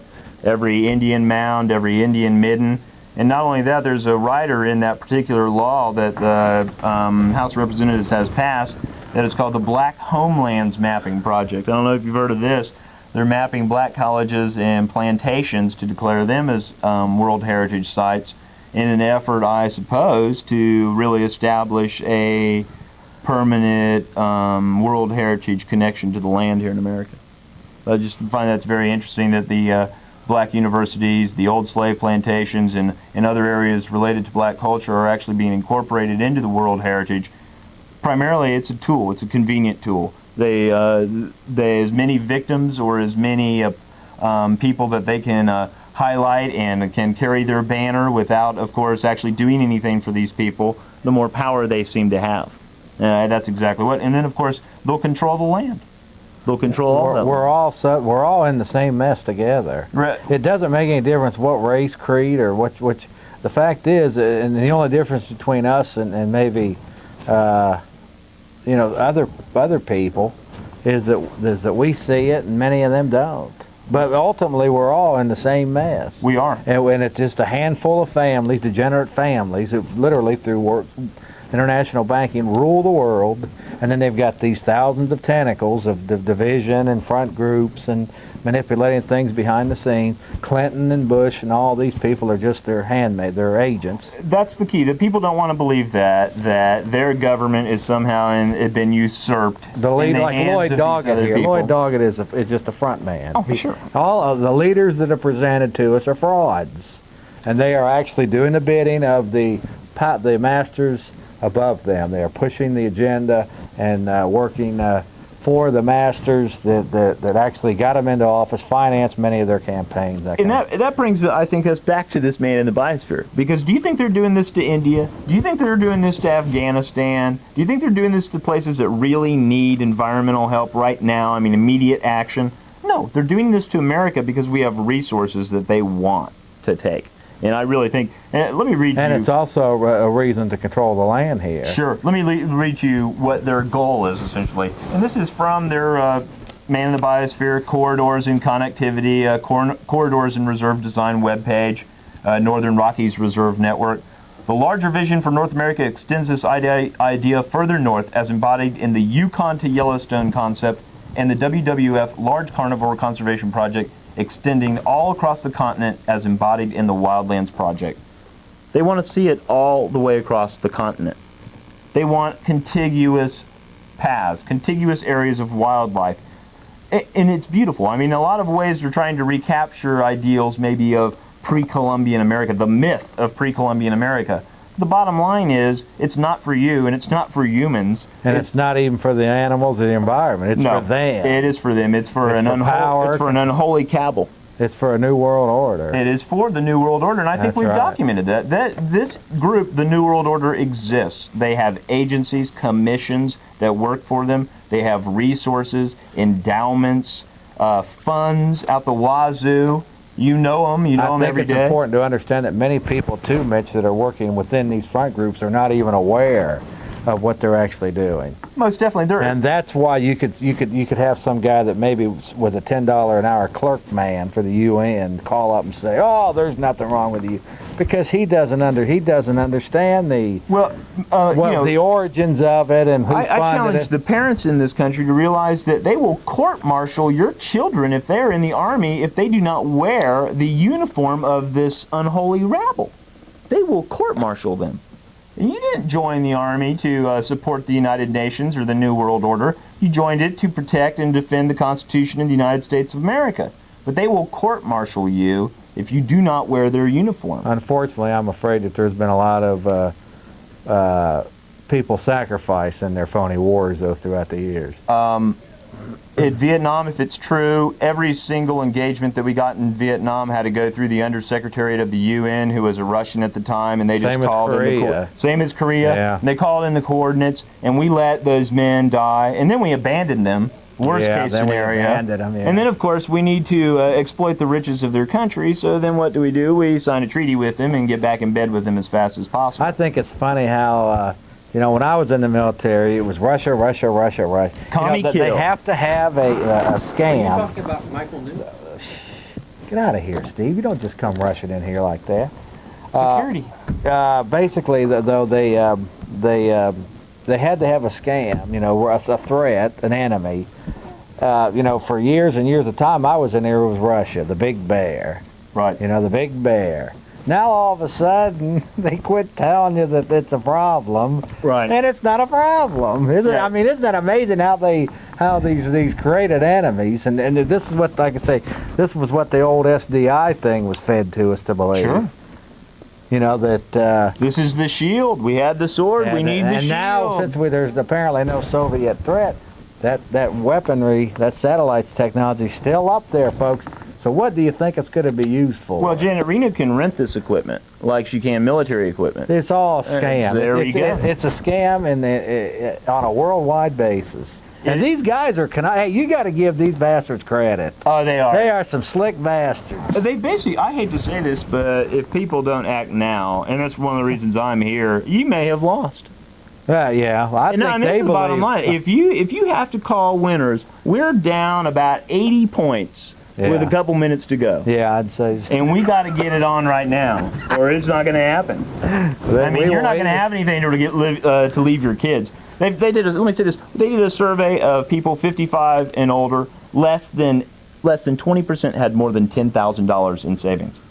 This is in America. 55 and older have only 20% have more than $10,000. About 80% of these people are future. But they're taking good care of them with they're their welfare and all. Of course, that means ultimately then that you maybe some chips if you want them with a welfare program. Well, you're going to have to. So see, they're all different mechanisms of control at the top. Isn't it? It's a beautiful system. Hey, they trump is the word when when they got you really good, right? Yeah. I give them all the credit in the world. Hey, let's go ahead and run that. Which one are we running, Linda? Do you know? The Trockman or the McLam one or the... which one are we running, folks?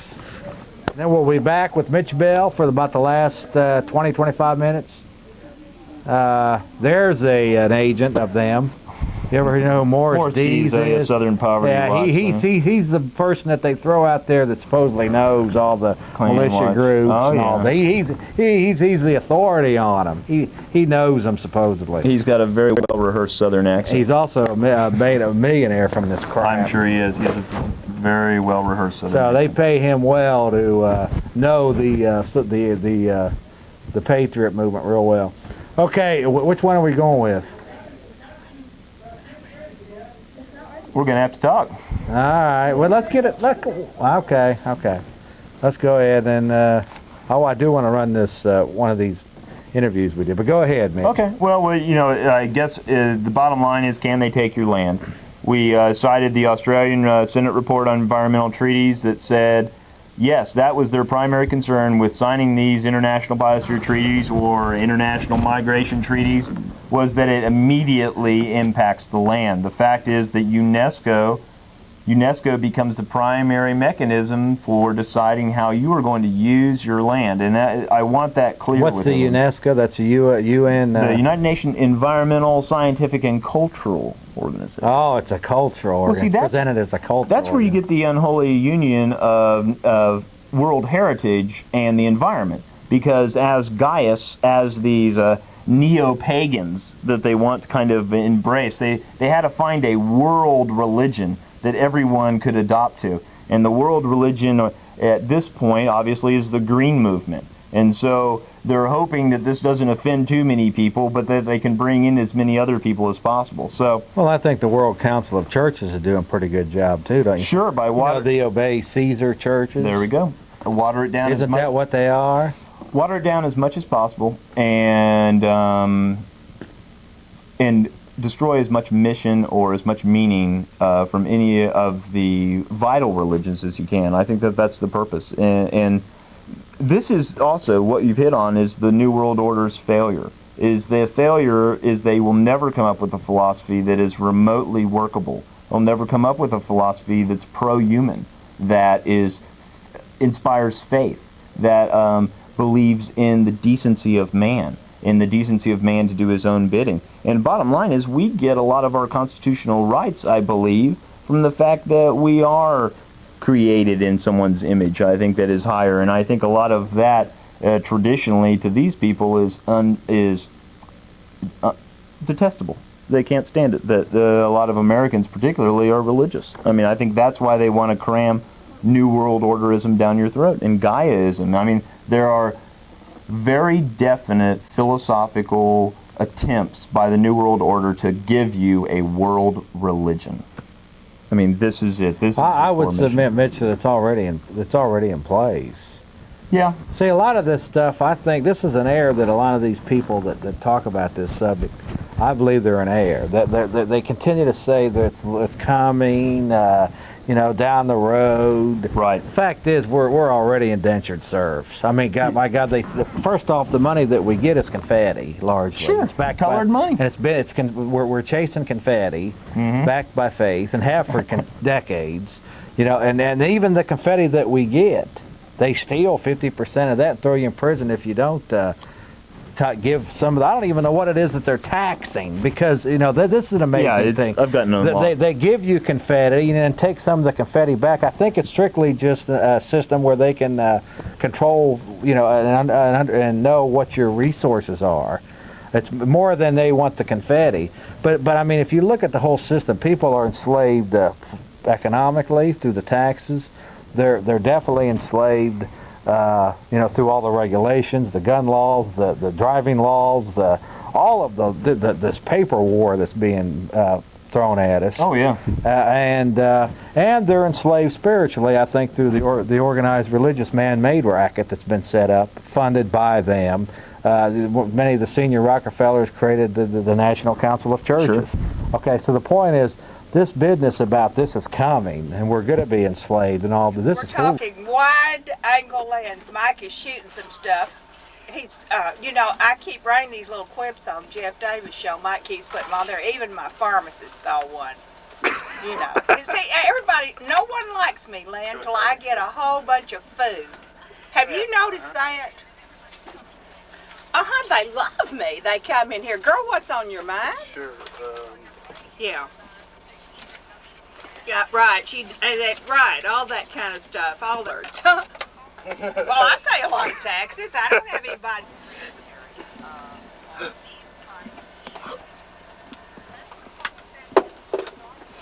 I was going to say, talking about this. Talk to Tom. I hope that's Tom, because of the way we fund schools right now, and we have some schools that get next to nothing. This is what all this case has been about, coming out of San Antonio. So I think anyone, say if you had a child that was just exceptionally bright, and you knew there was a magnet school or something across the way, and you wanted your little one to be in it, I think you should have that privilege. I love to hear from you.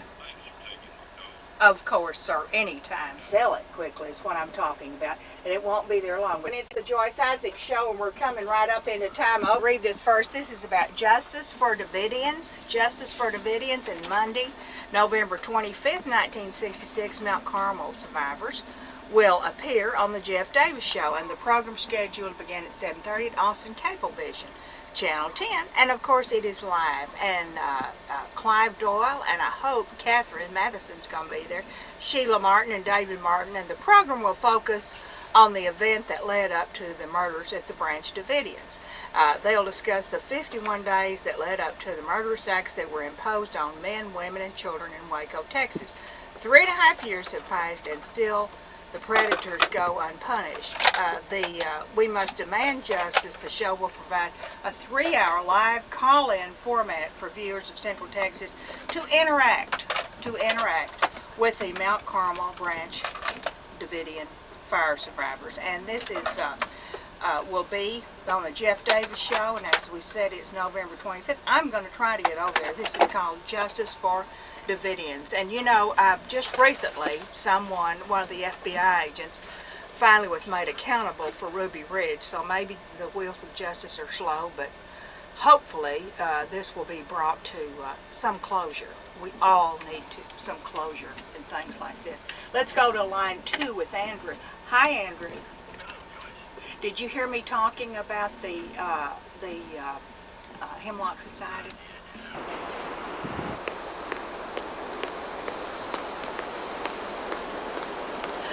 Hi, I'm Joyce Isaacs from KVET Radio, welcoming you to the Jeff Davis Show. And you know what? I just want to ask Galen, When am I gonna make that elitist list? I always wanted to be a Build-A-Burger. Okay? Anytime. Is that a... I'm Joyce Isaacs, welcoming you to the Jeff Davis Show. And remember, you can join me weekdays on KVET Radio, KVET on the AM 1300. Remember, I'm there every weekday. I said every weekday from 10 in the morning until 12 noon. I'm Joyce, and this is the Jeff Davis Show. The Jeff Davis Show. Isn't that enough? Well, there was the first woman governor, Ma Ferguson, and she's down here in the Capitol. Then, of course, there was another woman named Ann Richards. Can you believe that? A nasal blonde. And perhaps we're in line for another woman governor. You can find out all about it on the AM 1300 KVET. Come run for governor. I bet some people would like me to run for something. But anyway, you can listen to me 10 until noon weekdays on the AM 1300 KVET. Remember, the price of freedom, just ask Mom, is constant vigilance.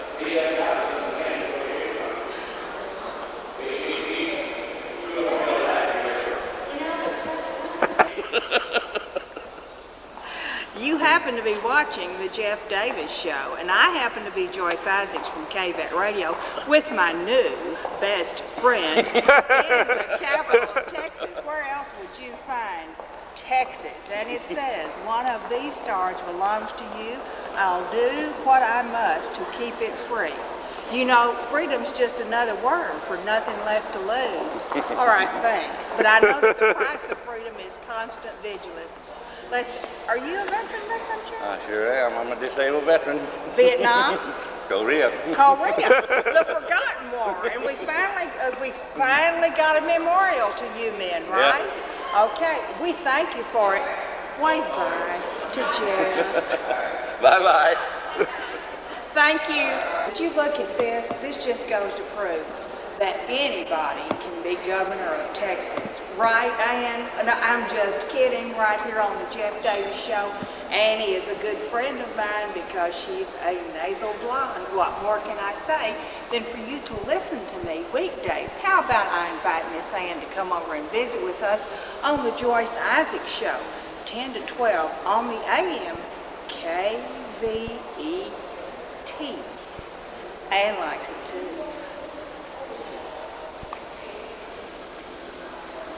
Isn't she cute?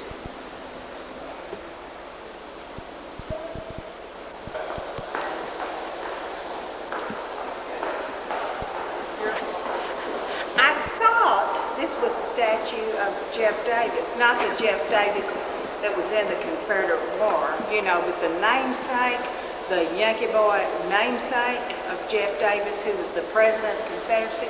But I looked up here, you know who this is? It's Sam Houston, because I'm standing in the capital of Texas. Oh, I tell you, Central Texas is so lucky to have the Jeff Davis Show, keeping a free people free. Right, Jeff? It's your job, baby. Somebody's got to do it. Oh. Your show.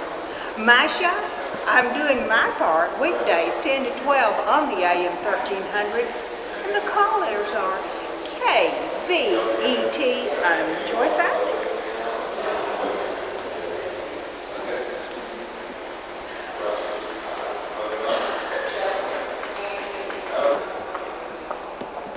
We've had 6 flags, you know.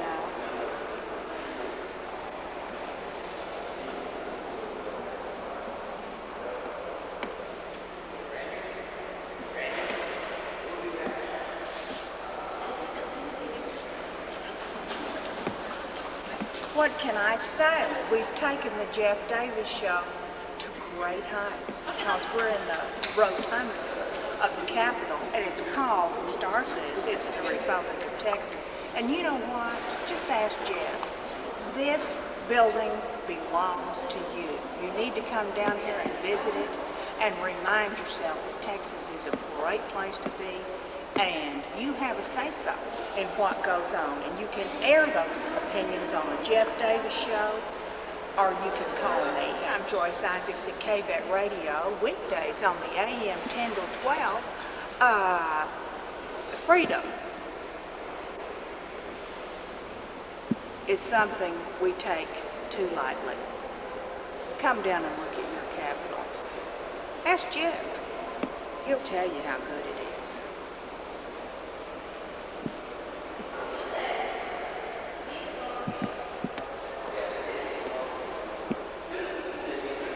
I'm Joyce Isaacs, and I'm inviting you to watch and watch and watch and watch as Jeff Davis goes on and on and on. He's on forever. I mean forever, baby, on Monday night. But he's going to bring a lot of things that you would like to see. And remember, I'm Joyce Isaacs, and I watch Jeff Davis. I'm on the AM 1300 KBET. I'd like to hear your opinions about Jeff. You know, we're lucky to have him because he's one of a kind, and he's here forever and ever and ever and ever, and one day and 2 days. He just goes on and on and on. He's like the state of Texas. It's on and on and on.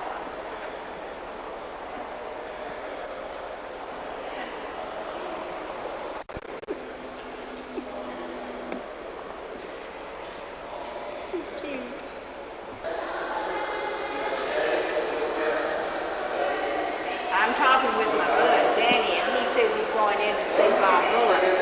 I bet it's a lot easier to get in and watch the Jeff Davis Show than it is to get in to see Bob Bullock. I voted for you, Bobby. I really did. I did. How are you, Danny?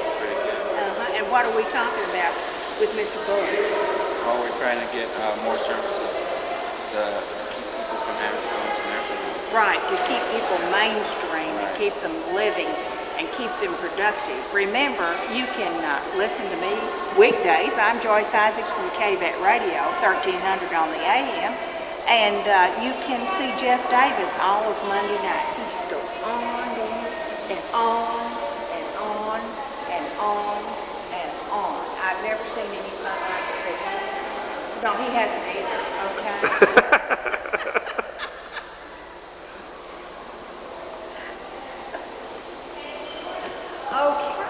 Here, why don't you just put these right up here? We'll sell all of it. Oh, Lord. Now I'm not going to be able to show this. You know what? Hawaii meets Mexico City. I can't show that. But you can show this. This is Yeah. no bull. I got some. No bull. You need to be listening to my show weekdays, right on KBET AM. It's no bull. I tell you, just donate, okay? You go out with some guys, and you have a little margarita, and you have a little lunch, and the next thing you know, here you are. I can't even explain it to you, but then I can't explain Jeff Davis' show either, and he's on forever and ever. You think these are longhorns? You ought to see he's a long talk is what he is. Remember, it's all here. You can call me weekdays, 390-5483. I've got more bull than this on the radio. Okay? I love you. Well, honey, do you boys get tired riding around in the back of this truck? And he won't show it on TV, Look, promises. okay. Oh, yeah. Oh, I've it's on. played that game before. He says he won't use the tape. Well, you can get over there and put your hand on that one. Okay, yeah, Okay. drop down just a little bit more. There you go. Listen, give these girls a hand, okay? You can't see them on the Jeff Davis Show, but you need to give these ladies a hand. And this man over here, he had these pictures in the truck, trying to sell them down at the mayor's office. And then he's got these bulls in the back. I tell you, you know, this is an interesting city. And you thought the Joyce Isaacs Show was strange, and you thought Jeff Davis was strange. Just get out in the street a while. You want to see some strange stuff. Keep it covered, okay? We got you covered, okay? That Weekdays.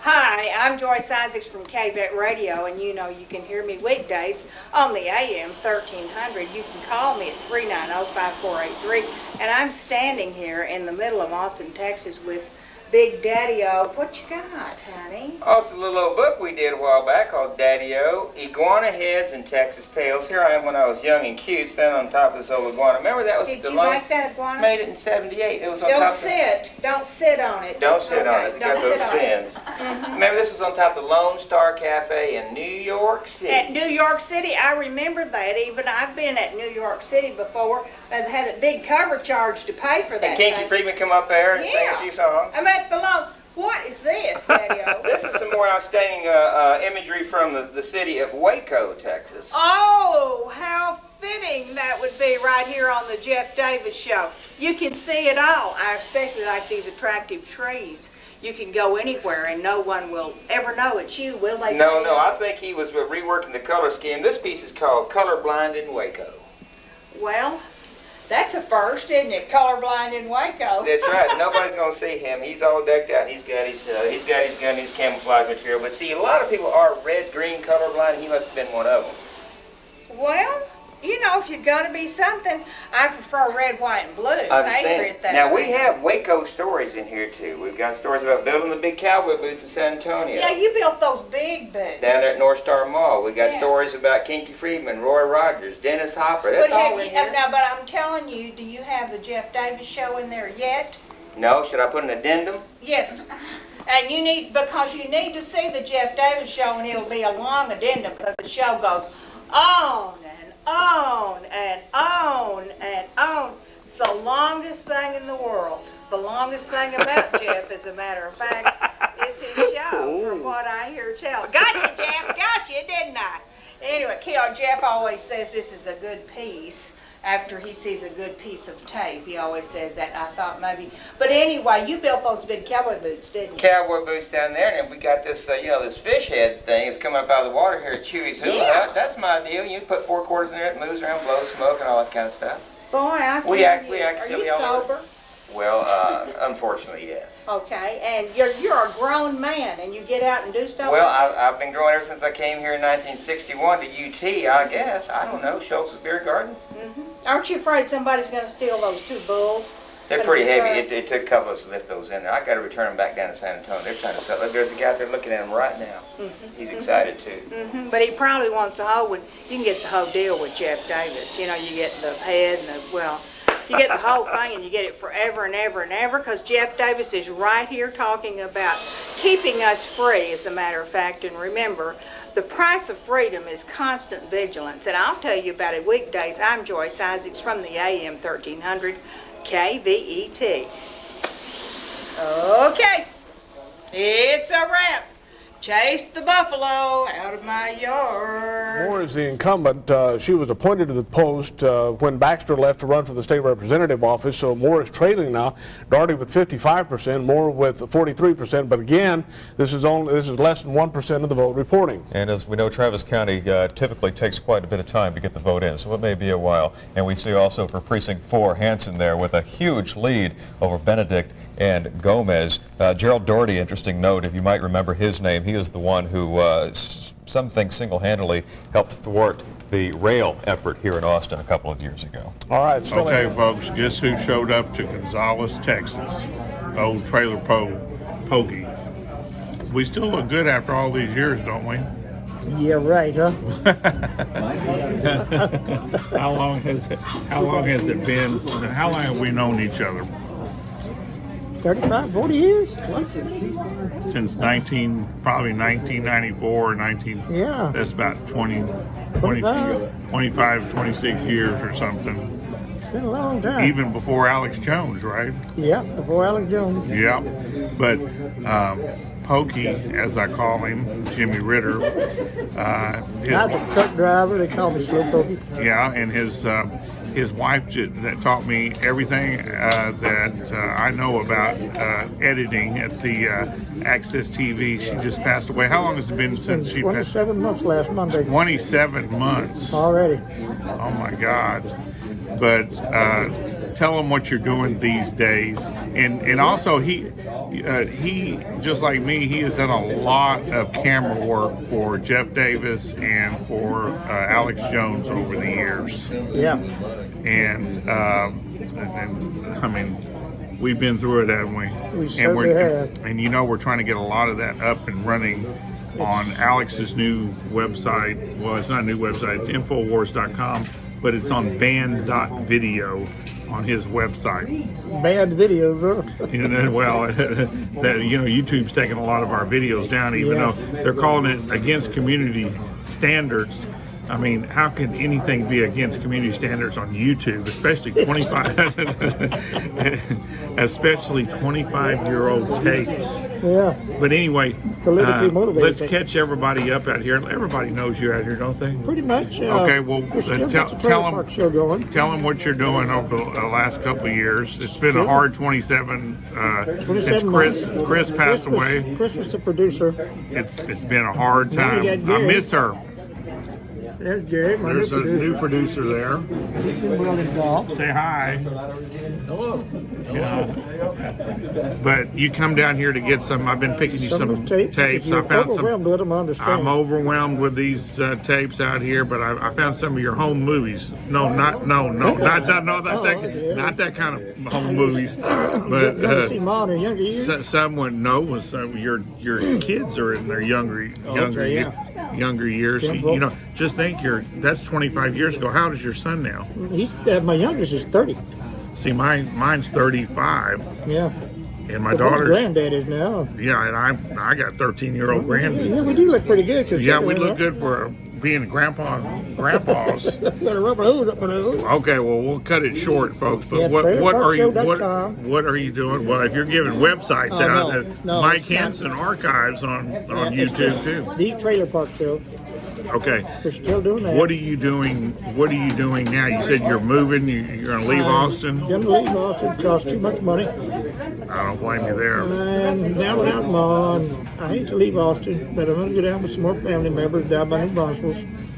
We're still going to do the show online. And we've been having lots of guests, as you know. George Rodriguez was just on last weekend, last Monday from San Antonio. And we'll have a whole bunch more coming on. Well, God bless you, Jimmy. You're a good friend. And we'll see y'all next time. Right here on Mike Hanson Archives. I love Mike Hanson Archives. Oh, yeah, say that. There I you go. love Mike Hanson Archives. Well, you need to speak up a little bit.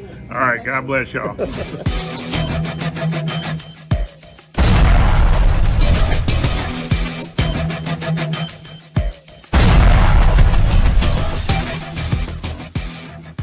We have a organization. It's only here in Gonzales. Somebody's trying to get by. Go back a little bit. We have an organization here, a nonprofit organization. It's Gonzales Association of Patriots. But every month we do something really good for some lucky person or people. And when we had the hurricane down there, boy, did we, that was a lot of money. We usually don't go out of Gonzales, but that was a little bit, to see those people in the trailer parks and stuff really hurting and stuff, we went down there and helped them. Okay. And but we're going to help a real nice elderly lady. She barely makes her bills, Peggy, so I know she's going to be appreciative of the $100 that we're going to give her. And so let's go over and surprise her. We've already mowed her yard, so she'll probably tell you thank you about that. But then we're going to surprise her. Okay, great. Here's what you're getting this month. Oh, that's Right there. beautiful. It's awarded by, because I know you need help with your food and everything else. So that's from the Gonzales Association of Patriots. We always try to do something good for somebody every single month. We try I to love you, Mike. I love everybody. Thank you. Thank There you go. Everybody. Buy what you want with it. Buy you something nice once in a while. I love you, Mike. Yeah. God bless you.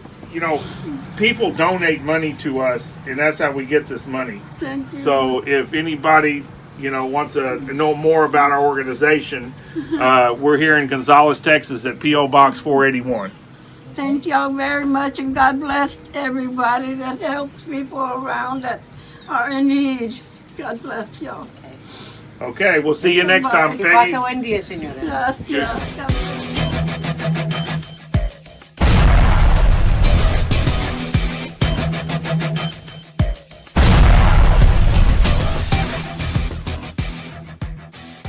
Stay tuned right here for more Ray classics. Moorhead Jr. Originally from Houston, Texas. I moved out here and I believe it was about April of I edit, so don't worry about it. April of '92. Moved out here and was out here for about, I don't know, maybe 3 weeks, and got stopped by Williamson County. Never been arrested before for anything. Don't have a criminal history at all. And I got arrested on a BS charge, walking. Say that again, you have criminal. I don't have a criminal history at all. I got arrested for a BS charge coming from a friend's house going to work about 4 o'clock in the morning. And I was walking, of course. I got surrounded by Williamson County Police Department. They came up to me and asked me where I was hiding. Okay. They asked me where I was hiding, and I told them I don't know what they're talking about. And the officer asked me to put my hands in the car, so I did. And then when he proceeded to get out of his car, he kicked my legs out from underneath me and slammed me into the hood of his car. And then proceeded to tell me that he looked at my driver's license. I still had a Houston driver's license. And he proceeded to tell me that, well, you're not from around here, boy, so let me welcome you to Williamson County. So therefore, we proceeded to go to the Williamson County courtroom or jailhouse or whatever they annexed. And I spent 15 days in jail with not knowing exactly why I was in jail. And like I said, I spent 15 days in jail, not even knowing why I was there. And the day I found out why I was in jail was the 15th day there. I got magistrated by a videotape with 28 other inmates, and went and saw the judge the same day, and they gave me a wash on my record, and that was supposed to be it. And then right before I saw the judge, the justice of the peace what's the guy called? District attorney. The district attorney came out and was smiling and said, "Mr. Moorhead, I have a funny story for you here." I said, "Well, what is that, sir?" And he goes, "Well, you're going to find this funny and it's going to be humorous, but I forgot to tell you we're going to suspend your driver's license for 6 months due to you being under 21 at the time of your arrest." And from the get-go, I got screwed. And then after 6 months was up, I went to go get my license, and they told me that it had to be a year. And I told them, no, it was only 6 months. They said, well, we need your paperwork. And I called the Williamson County clerk, and she told me that they lost my file and couldn't find it, and had no proof of it. It was suspended for a year. I called the Williamson County clerk and asked her my case, and asked her to tell me that I had a wash in my file. And she said, "We're sorry, Mr. Moorhead. We're sorry to inform you that we have lost your files, and you are not in our records, but yes, we are verifying that your license has been suspended for a year." So, Tell me the part about how they told you they welcomed you to Williamson County. when they saw my ID, they saw us from Houston, Texas, and they said, "Well, Mr. Moorhead, we see you're not from around here, so we're going to welcome you to Williamson County. We're going to take you to jail. How do you like us so far?" I want that. Okay, go ahead. They said, "Mr. Moorhead, we see you're not from around here, and this is how we're going to welcome you in. We're going to take you to jail. How do you like us so far?" Say that again about Williamson County, though. Welcome to Williamson County is what he said. Welcome to Williamson County, boy. Welcome to Williamson County, boy. What do you think that Williamson County's corrupt? I know they're corrupt. Officer Tracy Doyle, which no longer works for Williamson County Police Department, I got him fired for breaking into my apartment looking for an underage kid that was not there. I told him he couldn't come in. He told me that I didn't know the law. and that, you know, he was going to take me to jail. I called the Williamson County MUD office, talked to his commanding officer. When we got down there, he got terminated at that point because I'm real good friends with a major judge in Houston and major lawyers in Houston, and I brought up their names, and I got that dismissed. But, you know, I've been violated a couple times by Williamson County on my rights for no reason whatsoever, just for the fact that, you know, I might have had long hair, or I was hanging out with friends, or being out in the front yard drinking a beer in my own privacy. But that's just Williamson County. They don't care. They make up their own rules. I'll say again. They make up their own rules. They have their own laws. And if you ask them, they'll tell you that to your face when they arrest you. That's the Constitution. Our rules don't apply for you, sir. You think anything's going to change, though? No, I don't. I do not think it's going to change. As a matter of fact, I know it's not going to change. They do things under the table. They're just a corrupt organization, and I think they suck, and they should all die. What is the motivation? What's the motivation? The motivation for that is I have several friends that are police officers in the Houston Police Force, and some in San Antonio, some here in Austin, and they're just not like they are. I mean, they're just corrupt. They don't care. They don't respect your life. They don't respect your values. They just want to impose themselves on you, and that's it. It's their way or no way. Shut up and get out. And they're getting away with it. Yeah, they are getting away with it. I mean, that's just the end of the story. Who's behind it all?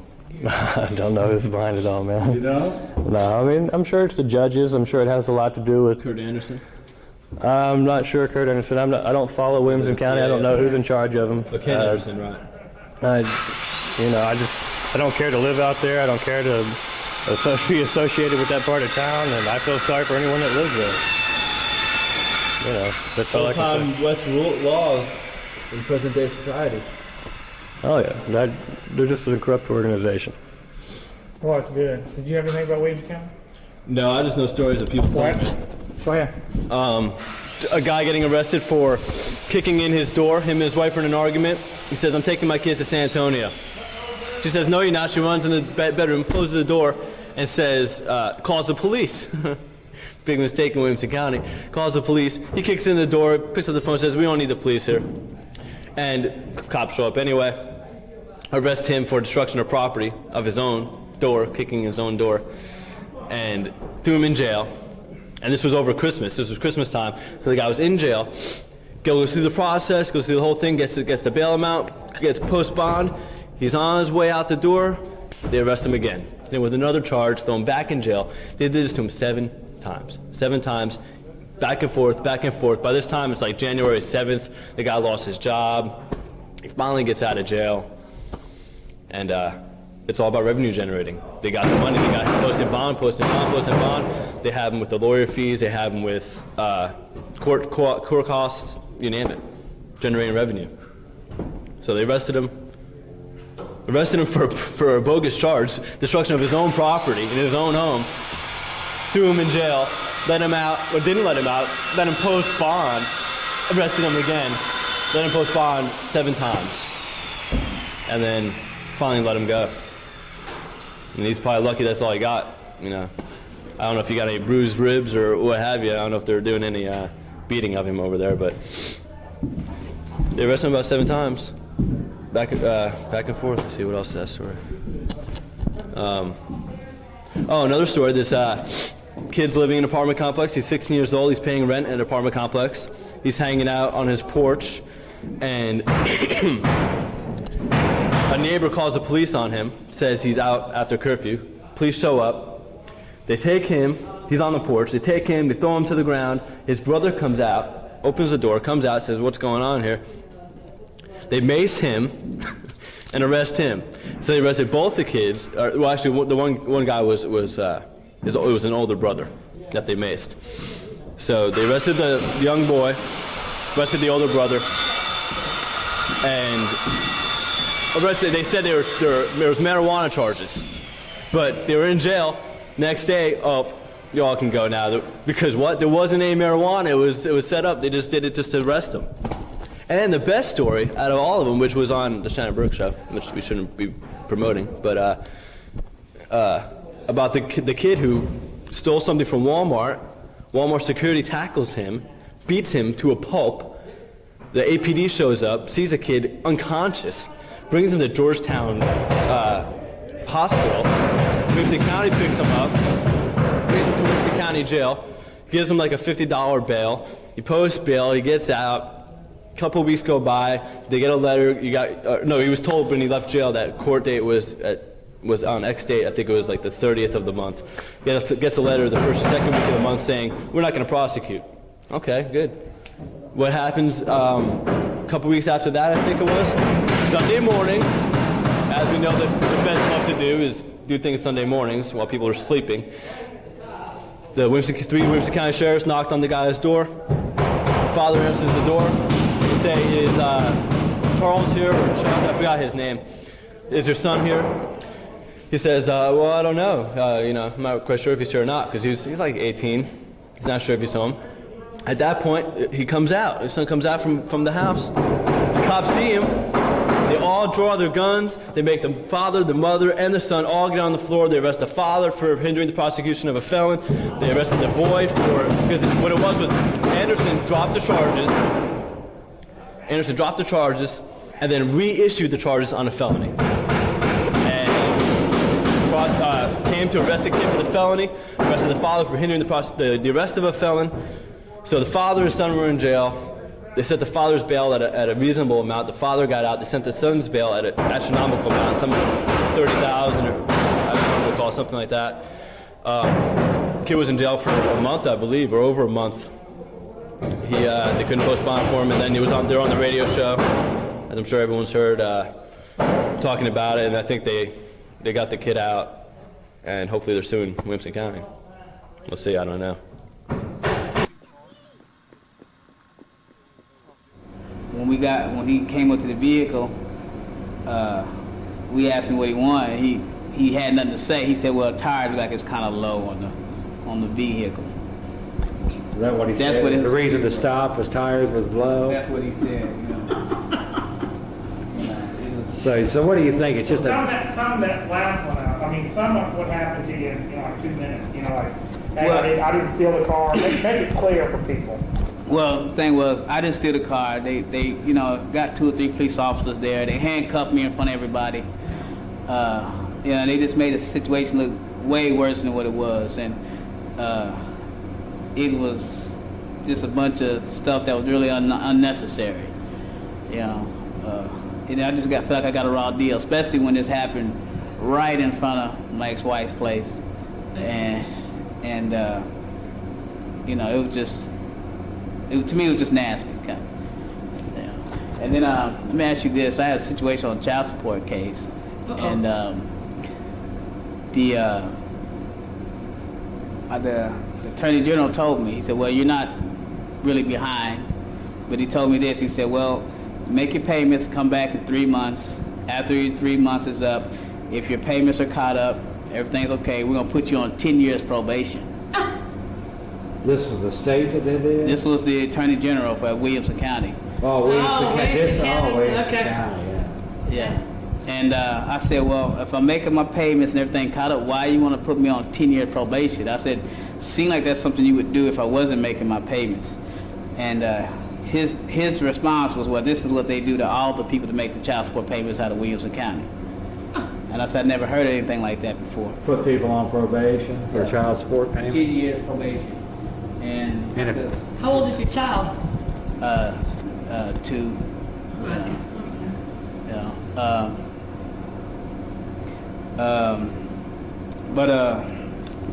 Anyway, I just thought I'd never heard anything like that before. And then they said, of course, if you don't make your payments, you're gonna go to jail. So it's either jail or probation. I was like, that don't make sense to me. If you're making payments, why go 10 years on probation? You pay for that too. Yeah. This is Williamson County, all this is going on, huh? So what's your general perception of this place? I think they're out to get money. And from most people that I've heard that's been in there, when I was in there, similar cases. I had one guy told me that he called the police out there, and they ended up taking him to jail. He called the police. Him and his girlfriend was having a dispute. He said, look, he's going to do the right thing. He's going to call the police, get his stuff out of the house, and leave. Well, when the police got there, they took him to jail. and took his girlfriend to jail, and then turned the kids in over to the state. Well, sum that last one up like I didn't steal a car and it was this, and sum it up for a sound bite. Sum it up. Okay, well, I didn't steal a car, nor did I steal any equipment, nor did I run a stop sign. But yet I have to pay the cost. Yeah. Did you get a fine too? Yeah, I had to pay like a $200-something fine. Plus a year's probation, they was talking. Well, they was trying to get me on a year worth of probation. That's right. Just for driving around with equipment on Right. Sunday afternoon. Right. Yeah. Right. Yeah. And if I would have took the probation, I would have had to pay like $100-something a month. Each month. Oh, you pay them when you get on probation? Yes, you did. I'm going to be 10 years. Oh, if he was on a 10 years child support, every month you would have to pay that fee, extra fee too, along with his child support. No. I got child support stories at the Wazoo, boy, horror stories. That's my little niche there. Yeah, that's part of the racket too. I- Williamson County is forcing it to the hilt, I'm sure. Yeah, I got stopped. I didn't even know I had a warrant out for the child support, and I just got through coming out of court, and I had papers and everything with me, and they stopped me in Lockhart, and they had 10 days to hold you before, and up in another county. Well, Williamson County, they didn't come get me until the 10 days was up. So that's like 2 weeks I stayed in jail over something that I didn't even really know about. And I had court papers saying I just, been dealing with the situation, all this and that. I showed it to the officer. But because when I went through the court, the DA signed the papers, and me and my ex-wife signed the papers, and the judge didn't have the judge's signature, or whatever the paper that we got, the copy that I got, didn't have the judge's signature on it. So they went ahead and took me down anyway. There's a typical trend in all these testimonies we're getting, and that is that they already are telling people what they're going to do to you. And they don't care about your explanation, what the situation is. They want their money. They want to. They're going to do this to you. It's already decided, and that's it. Would you say that's about? Yeah, officer. I was talking to the officer when he was taking me down to Williamson County, and he told me. He said he know that there's crooked lawyers. He know that there's crooked officers, and he know the judges are crooked. He said he's seen a case where the lawyer that person was in jail paid that actually went up to the DA and said, "What do you want to do?" He said he's seen it with his own eyes, and he was a sheriff. He also told me that they teach the sheriffs down there to know what you want to do to the person before you stop them. Yeah. So when you stop them, you're going to take that person in jail, whether you have a valid reason or not. And I was like, wow, that don't make sense. But he said that's what they teach the officers down there. You're guilty before proven innocent. Right. They've already got their minds predetermined what they're going to try to pin on you, and that's it. Yep. Yeah, that's a common theme amongst all these testimonials. Yep. So you think it's out of control then? Yeah, it's way out of control. It's way out of control. Yeah. And what the sad thing about it is they fool with people's lives and people's homes and careers, and it's like they don't care. As long as you got money, you can pay your way out of it. If you don't, well, you're going to pay by sitting in there for time. And it's a pretty sad situation. Well, thank you very much, my friend. All right, man. God bless on you. the scene. Video about like that. They're going to come over here. Oh, look, they're searching everything. Oh yeah, get video of that. I'm getting it. This is a normal occurrence. You can't go out in Austin, Texas without seeing this type of activity going on. Getting a close shot of that? Come on, let's walk up there. I want to get that before he sees us. You got him searching it? Uh-huh. Come on, let's go ahead and walk up. Video of that. I'm looking. They're going to come over here, they are. Alex, we're not. Let me just tell you, we're. Mike, we've done this 100 times. I don't know how to deal with them.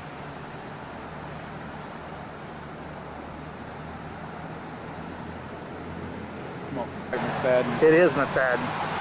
He's gonna come over here. Come on.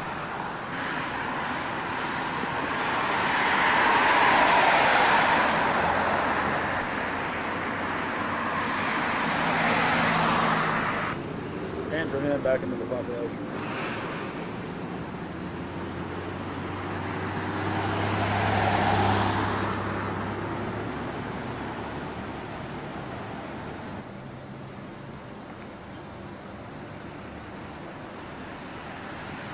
I wonder what they're doing.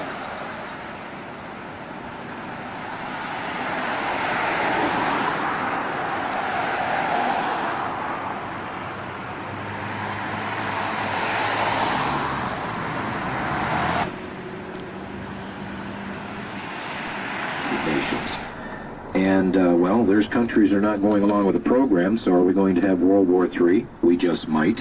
Well, once the UN was operational, it didn't take long to fall in line with the grand design. 242 called for the giving up of much of Palestine to form the Zionist state of Israel. And I want to stop right here, and Jews. And I think I've made that perfectly clear. I've had phone calls on this saying, why are you against the Jews? I'm not against the Jews. What I'm against are the people that are out there parading around that have changed their names because they were Jewish or had a Jewish name, Americanized it, and have been parading around in this country to subvert it, to bring it down, destroy the republic. And folks, this has been going on for hundreds of years around the planet. Call them Khazars, call them Khazars, call them whatever you want to call them. But these are the pseudo or the people that are hiding under the umbrella of supposedly being a Jew. Well, that's why we have the ADL to come to people's defense.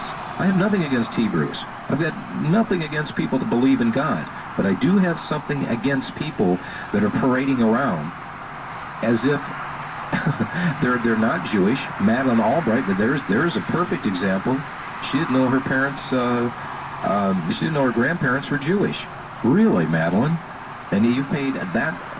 You paid Geraldo Rivera, calling himself as being Latino or something, and his real name is Jerry Rivers. This is constantly going on. We have people that have been changing their names, and when something comes up, they decry. Oh, you're anti-Semitic. No, I'm not anti-Semitic. I'm not anti-Semitic whatsoever.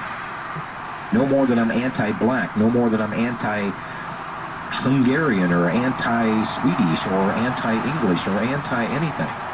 What we're discussing here is not. Go ahead. Just say what you said before. Well, my friend Mike asked me about going to Williamson County, and I told him that I won't even go to Williamson County. After what they did to Willie Nelson out there, perfect example, one of our heroes, especially one of the heroes to the farmers of America and your average class citizen, and he decided to take a break and sleep in his car on the side of the highway, and they got in his car and found a little marijuana, I guess, something in his ashtray, not bags of it, just a little something in his ashtray, and they took Willie Nelson to jail. So anybody that would do that, I don't even want to be anywhere near people like that, so I go all the way around Williamson County. I won't even drive through it. And that's how I feel about Williamson County.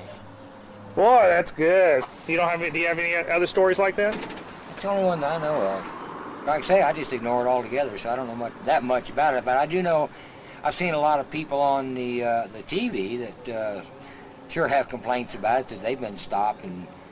But I think, in general, people are being, I hate to use the term, but harassed by our government, the people in government. They're pushing us around too much. We got to stand up for our rights someday. My name's George Woolley. I'm a Republican precinct chairman in Williamson County, and we have recently voted as precinct chairman to remove a constable who was accused of downloading pornography on his computer at work in his official capacity as a constable. That's a job that is elected, is won by an election of the people.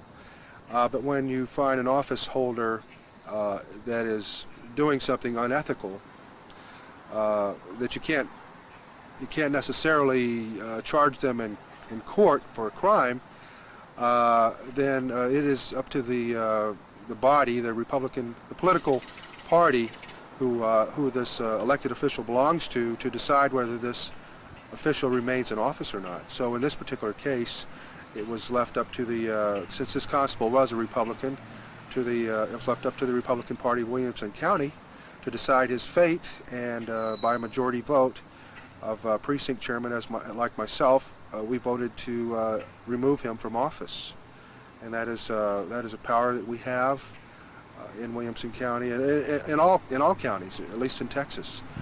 That the party apparatus does come with some power and certainly duties and responsibilities. So that the precinct chairman is an important job and a political place to serve the community. I would urge everybody in any county to investigate whether the precinct chairman position is available for you to serve yourself as a citizen. It's the lowest rung of the political machinery as far as elected positions. It's something that you can do to serve your neighbors, and it's a very worthwhile position. I'd highly recommend it. But it does come, as I said, with responsibilities and duties, and entails a commitment to doing the right thing for your community. Okay, George. Now you said you got to answer the question with my question, because my voice is not going to be on here. Okay. You said that you have never heard of anybody being violated in Williamson County. I, as a resident of Williamson County for about 6 years, have never heard of anybody being violated by the law enforcement officials, by the judicial system of Williamson County. I'm not saying that doesn't go on, but I happen to know judges in that area and police officers, and I've never heard of any kind of charges that would, to me, seem unethical or illegal. And if I did hear of such a thing, I would certainly complain to the police chief, or to the district attorney, or to the Attorney General of Texas if I ever encountered corruption in law enforcement or the judicial. But George, don't you think that this whole thing about the inspection stickers, license plate, pulling people over, searching their cars, all about one thing, and that's revenue generation? I'm not aware of any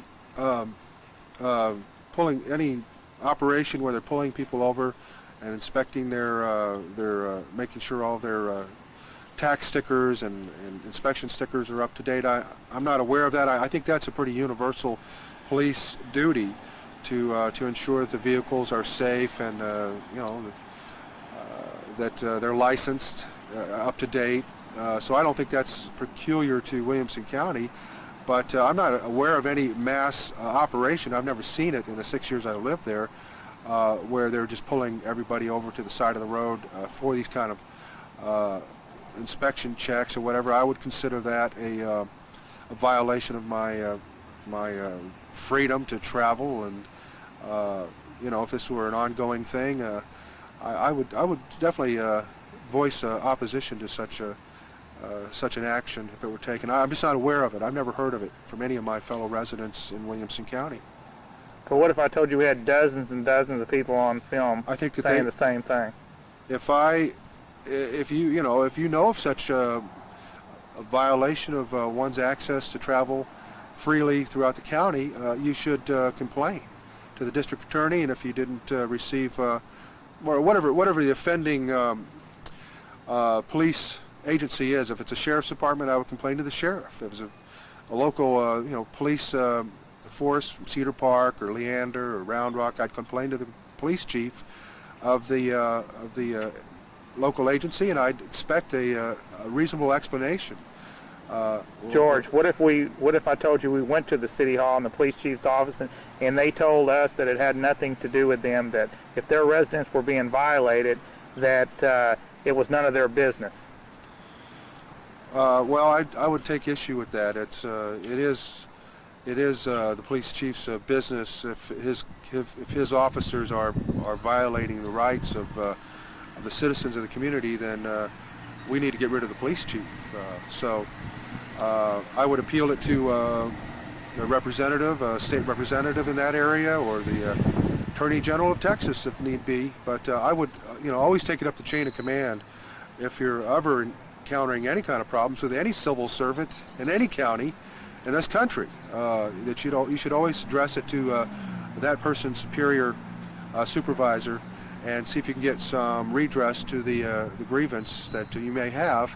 But this is America and all the counties in Texas, including Williamson, and we expect people to be treated with respect and certainly in accordance with the law.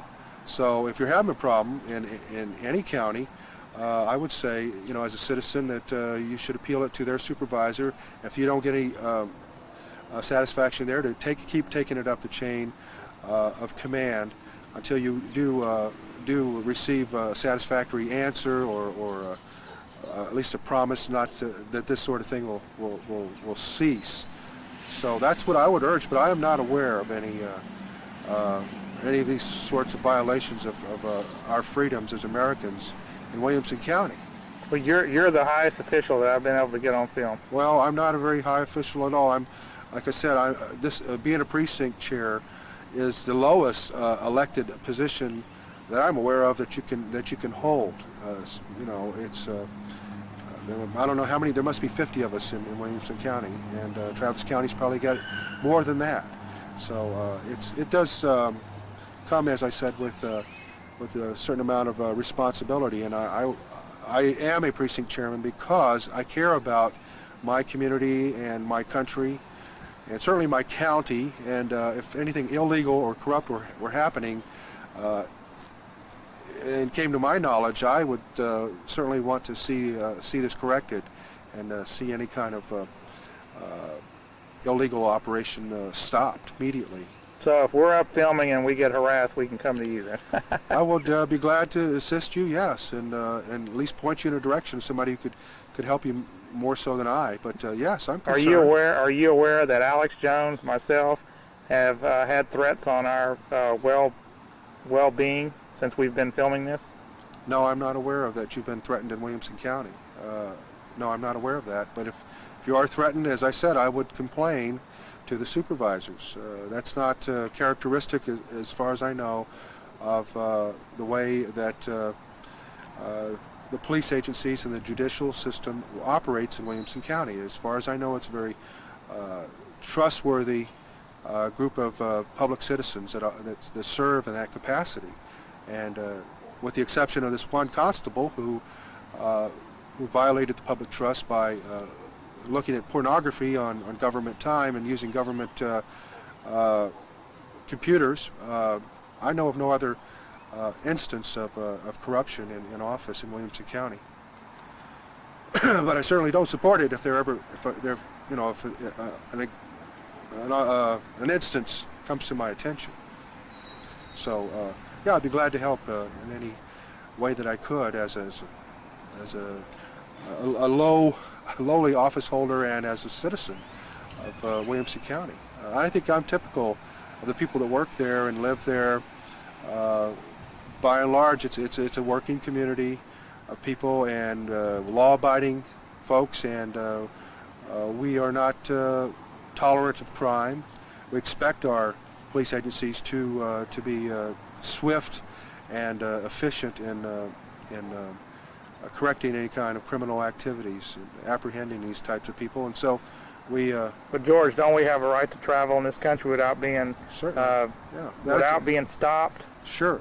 As long as your vehicle is, meets all the criteria for, it's not smoking and causing a lot of racket and that sort of thing. It's not an illegally operated vehicle. I would object to anybody harassing any drivers, because I'm a driver in Williamson County, and unless they have a reasonable cause to pull you over, I would take offense at being pulled over in any county for any other reason other than something that has a reasonable cause, like something's wrong with your vehicle, or they suspect that there's a body in there, a dead body or something, or a shipment of drugs.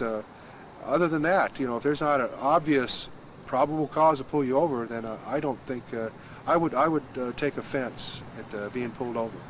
But the problem with this phony drug war, George, is that that they use this drug war to pull everybody over in Williamson County and other counties too. They have to have a probable cause if they want to use the drug excuse for pulling you over. I mean, they have to have seen or smelled drugs in your car. They just can't pull over cars arbitrarily and say, we think you have drugs. They better have a good reason why they think that. So I would, I think that would hold up in a court of law. Well, they pull you over for crack tail light or LP light or something like that. Then they say they smell the marijuana, but how can you prove that? Well, that's a universal police tactic that I think most people accept in this country. That if you have a vehicle that has a violation, inoperability, due to, like you say, a cracked parts of it are not in order according to the standards of the Department of Public Safety or whatever it is, whoever's governing these kind of things. Well, then I think that the police universally use as an excuse to pull people over, and that's not a particular problem in Williamson County, more so than in other counties that I'm aware of. So the rule is, if you want to operate without being harassed and keep your vehicles up to the standard of the Department of Public Safety. And I don't think that's asking too much. It's something I have to maintain as well. And yes, it does require some investment and some time, but that's what we, as drivers, usually are in agreement about that system. Well, people that are you might be in the system enough where they might leave you alone, but what would you say to all the other folks that feel the way they do? Like I said, the dozens and dozens of people that think they're being stopped and searched for little or no reason. Well, if you really feel that you have been encountering corrupt officials, then I would say that you need to document what occurs. Make sure you get badge numbers and names of officers. And document it, the time, the place, any witnesses, and then complain to their immediate supervisor. And once again, document that time of complaint and who you talk to, and demand action to be taken to correct this, to reprimand the offending officer or perhaps fire the offending officer, and follow up on these kind of complaints.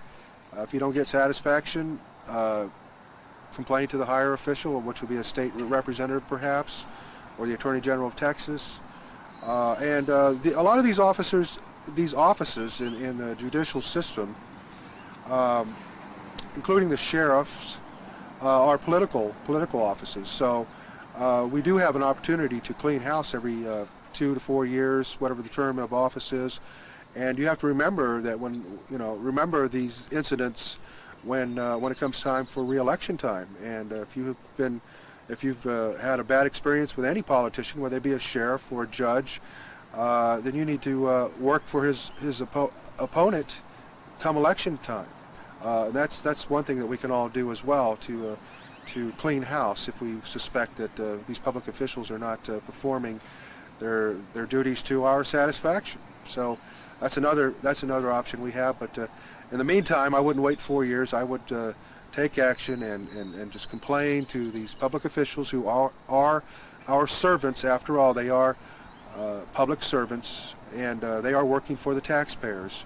And I would always remind them of that, and demand that they perform this in a way that's respectful and lawful. I don't think that's above and beyond the call of duty at all. I think that's the bare minimum of public service, is to be respectful and perform their duties in a lawful way. I mean, that's a given, I would think, in our civil service ranks. No. Hi, folks. No, I'm not going to use that. Just tell me about. Hi, folks. No, Pokey. Tell me about the time. About the. I got a friend up off Start over Gaddis again. School. Hi, folks. I'm Pokey. I got a friend up off Gaddis School Road. Williamson County is known for their revenue collection technique. I don't like you doing your nose. Start over again. Just say. No, don't do that. Jimmy, come on. Hi, folks. I'm Pokey. And I'm going to tell you about my friend up in Williamson County driving this dump truck down the road one day, and Williamson County pulled him over. And they're known for revenue generation on truck drivers. They like to hang around outside places like Texas Crushed Stone to get the dump trucks and make some money. So they pulled him over and gave him a couple of little old tickets. Mud flap was too short, little revenue generation tickets like that. And before they turned him loose, they said, well, let me pop your hood. They popped his hood and they couldn't find the serial number on the engine block, and they impounded the truck. It took him 18 months and $10,000 to get his truck back. It's typical of revenue generation techniques up from Williamson County. My own personal one, my favorite was I missed a lug nut. Okay, well, wait, hold on. I want some more on this one. Make sure you say right now that he was afraid to come on camera. He was afraid to come on. Start over. From the very beginning? No, I edit. Go ahead. Okay, so they popped his hood. I already got all that. They couldn't find a serial number, so they impounded the truck. Now he had all his receipts. You know, he bought the truck from a legitimate, truck dealer in Houston. So he had to get a lawyer. He wound up with 2 lawyers. 18 months, $10,000. He got his truck back finally. There was no compensation for the lost revenue, the revenue he lost from, not having a truck for 18 months, a year and a half. Why wouldn't he come on film? He was afraid of repercussions. He's got a little business you have to state my question as I asked it. Why wouldn't he come on film? He was afraid of what might happen to him. He's got a little business up there. And he didn't want to endanger his business and wind up with more of his trucks confiscated, impounded. Well, what's your feelings on William? What's your feelings, Jimmy, on? No, you got to state it as I do it. What's my feelings on Williamson County? They're a big-time revenue collection. Out of all the counties in Central Texas, they're probably #1 in revenue collection. They've realized they can make money off trucks, and they do it. Okay, now tell me about your personal experiences. My personal experience, I went up in Williamson County one time, and I was missing a lug nut.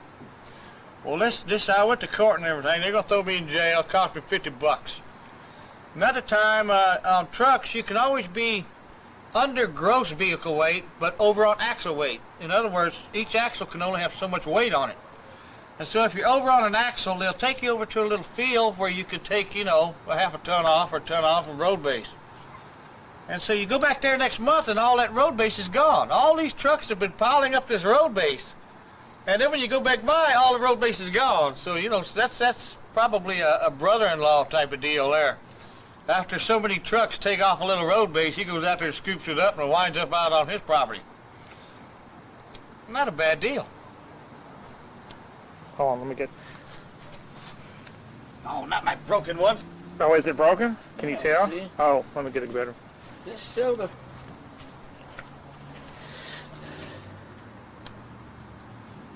God, they have so many anyway. Yeah, well, at least I washed it. Yeah. Let's see, I'll insert that when you said that. Money not just for me, but for Williamson County. Do it again.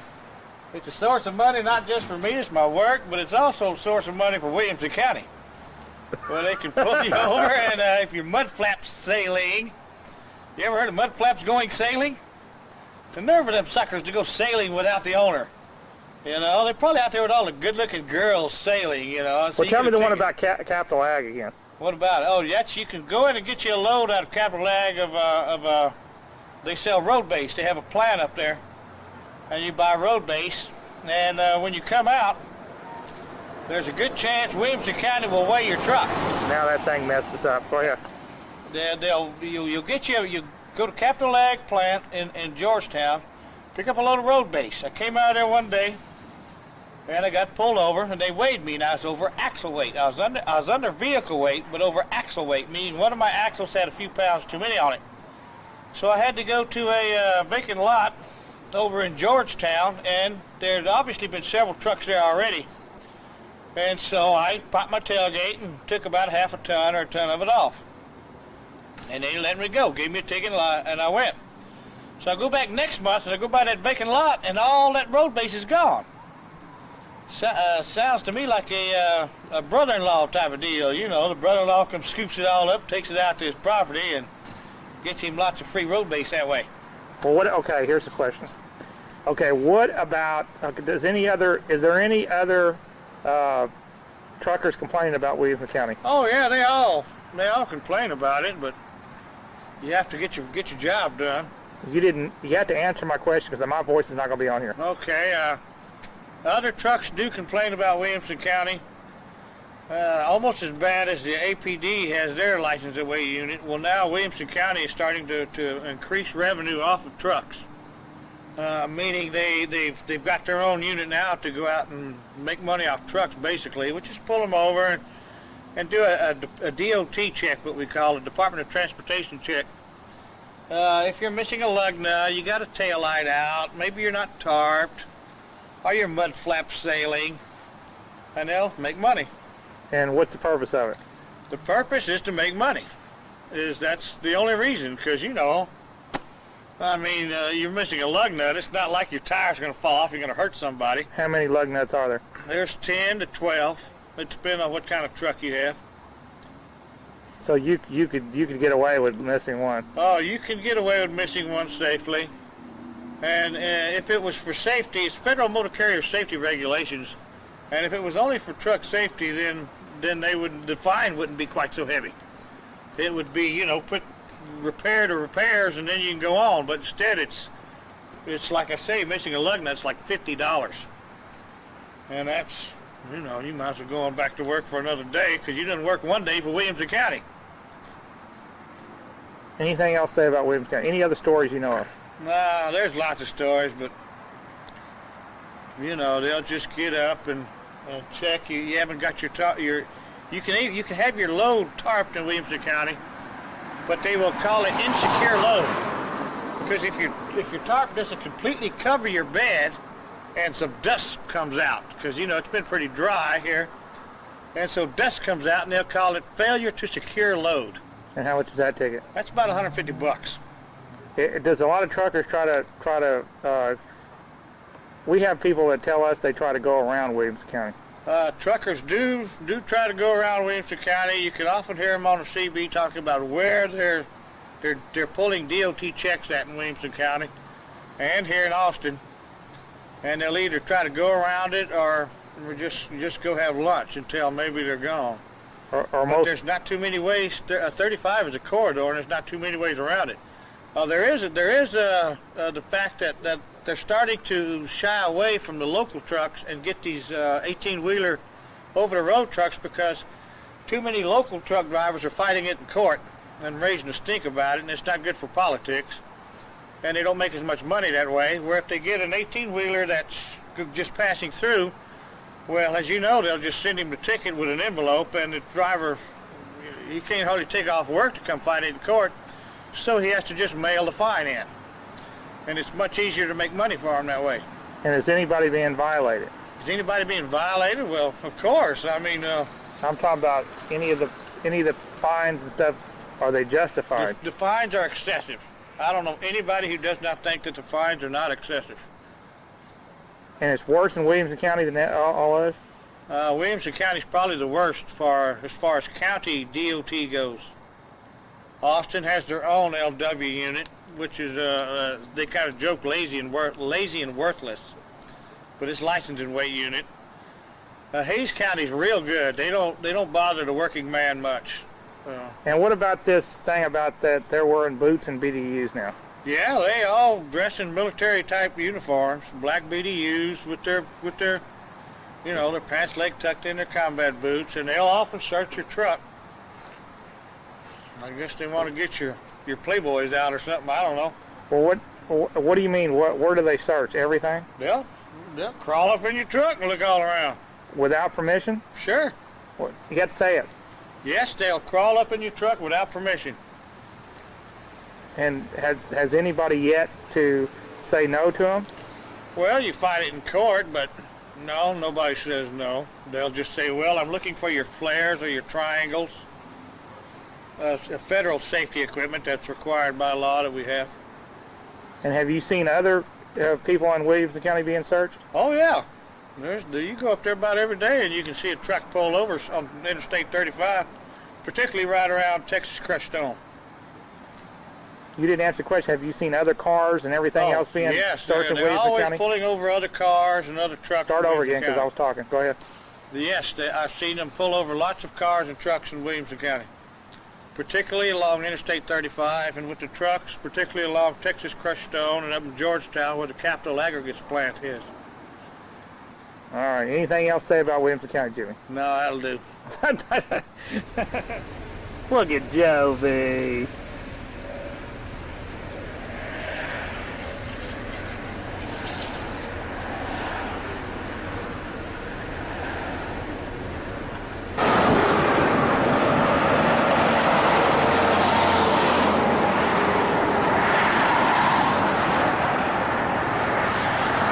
Yeah, I'll edit. I've been a resident of Williamson County for about 10 years, and I've witnessed a lot of corruption here in the Sheriff's Department. And for that reason, among others, I'm moving out of Williamson County to go to a safer place. I believe that basically if they don't like you, they get it in for you. They're going to get you one way or another, whatever they have to do it. And I'm just not going to stick around and let it happen to me. So it's bye-bye Williamson County and hello Travis County, where they're at least halfway normal there. There's not a whole lot you can do about the Sheriff's Department here. I mean, they've got the gun, and you better do what they say. I really feel sorry for anybody who's trying to live a free life in this county. I'm getting some pictures. We're doing it. How you doing? Just fine. I don't want to be on camera. Well, you're asking me. What are y'all filming for? No, I'm doing a story on Williamson County. Off, Mike. No, I got a press pass. I was just being nosy. I saw y'all. Okay, I just want to make sure if we're doing anything wrong. I'm Jeff Davis. I host a national radio and local television. I've already called, and Round Rock and Georgetown and, well, not Leander, but I told them they have a chance. What it is? We feel that they're overstepping their bounds a little bit with their searching and seizing. Okay. What about if I just get your badge and talk to you? And I won't get your. I don't want to be on record, but I mean, you feel that Williamson County. No, it's not me that feels anyway. I got dozens and dozens of testimonials saying that people are being pulled over, searched, their cars impounded, and put in jail for little or no reason. Not necessarily Leander, Williamson County. I've got some complaints about Leander too. Yeah. All right, well, if nobody wants to be on camera, we're going to be on our way. Well, you have a good day, man. All right, thank you. Damn it, I wanted that too. Okay, folks, we are down here once again. Today's date is February 4th. I don't want the date. 2000. And we are down here in Williamson County again. We've been to the county clerk's office. We were in the county court at law, county current attorney's office, and the district attorney's office. Can't enter. So we went into 3 different places today.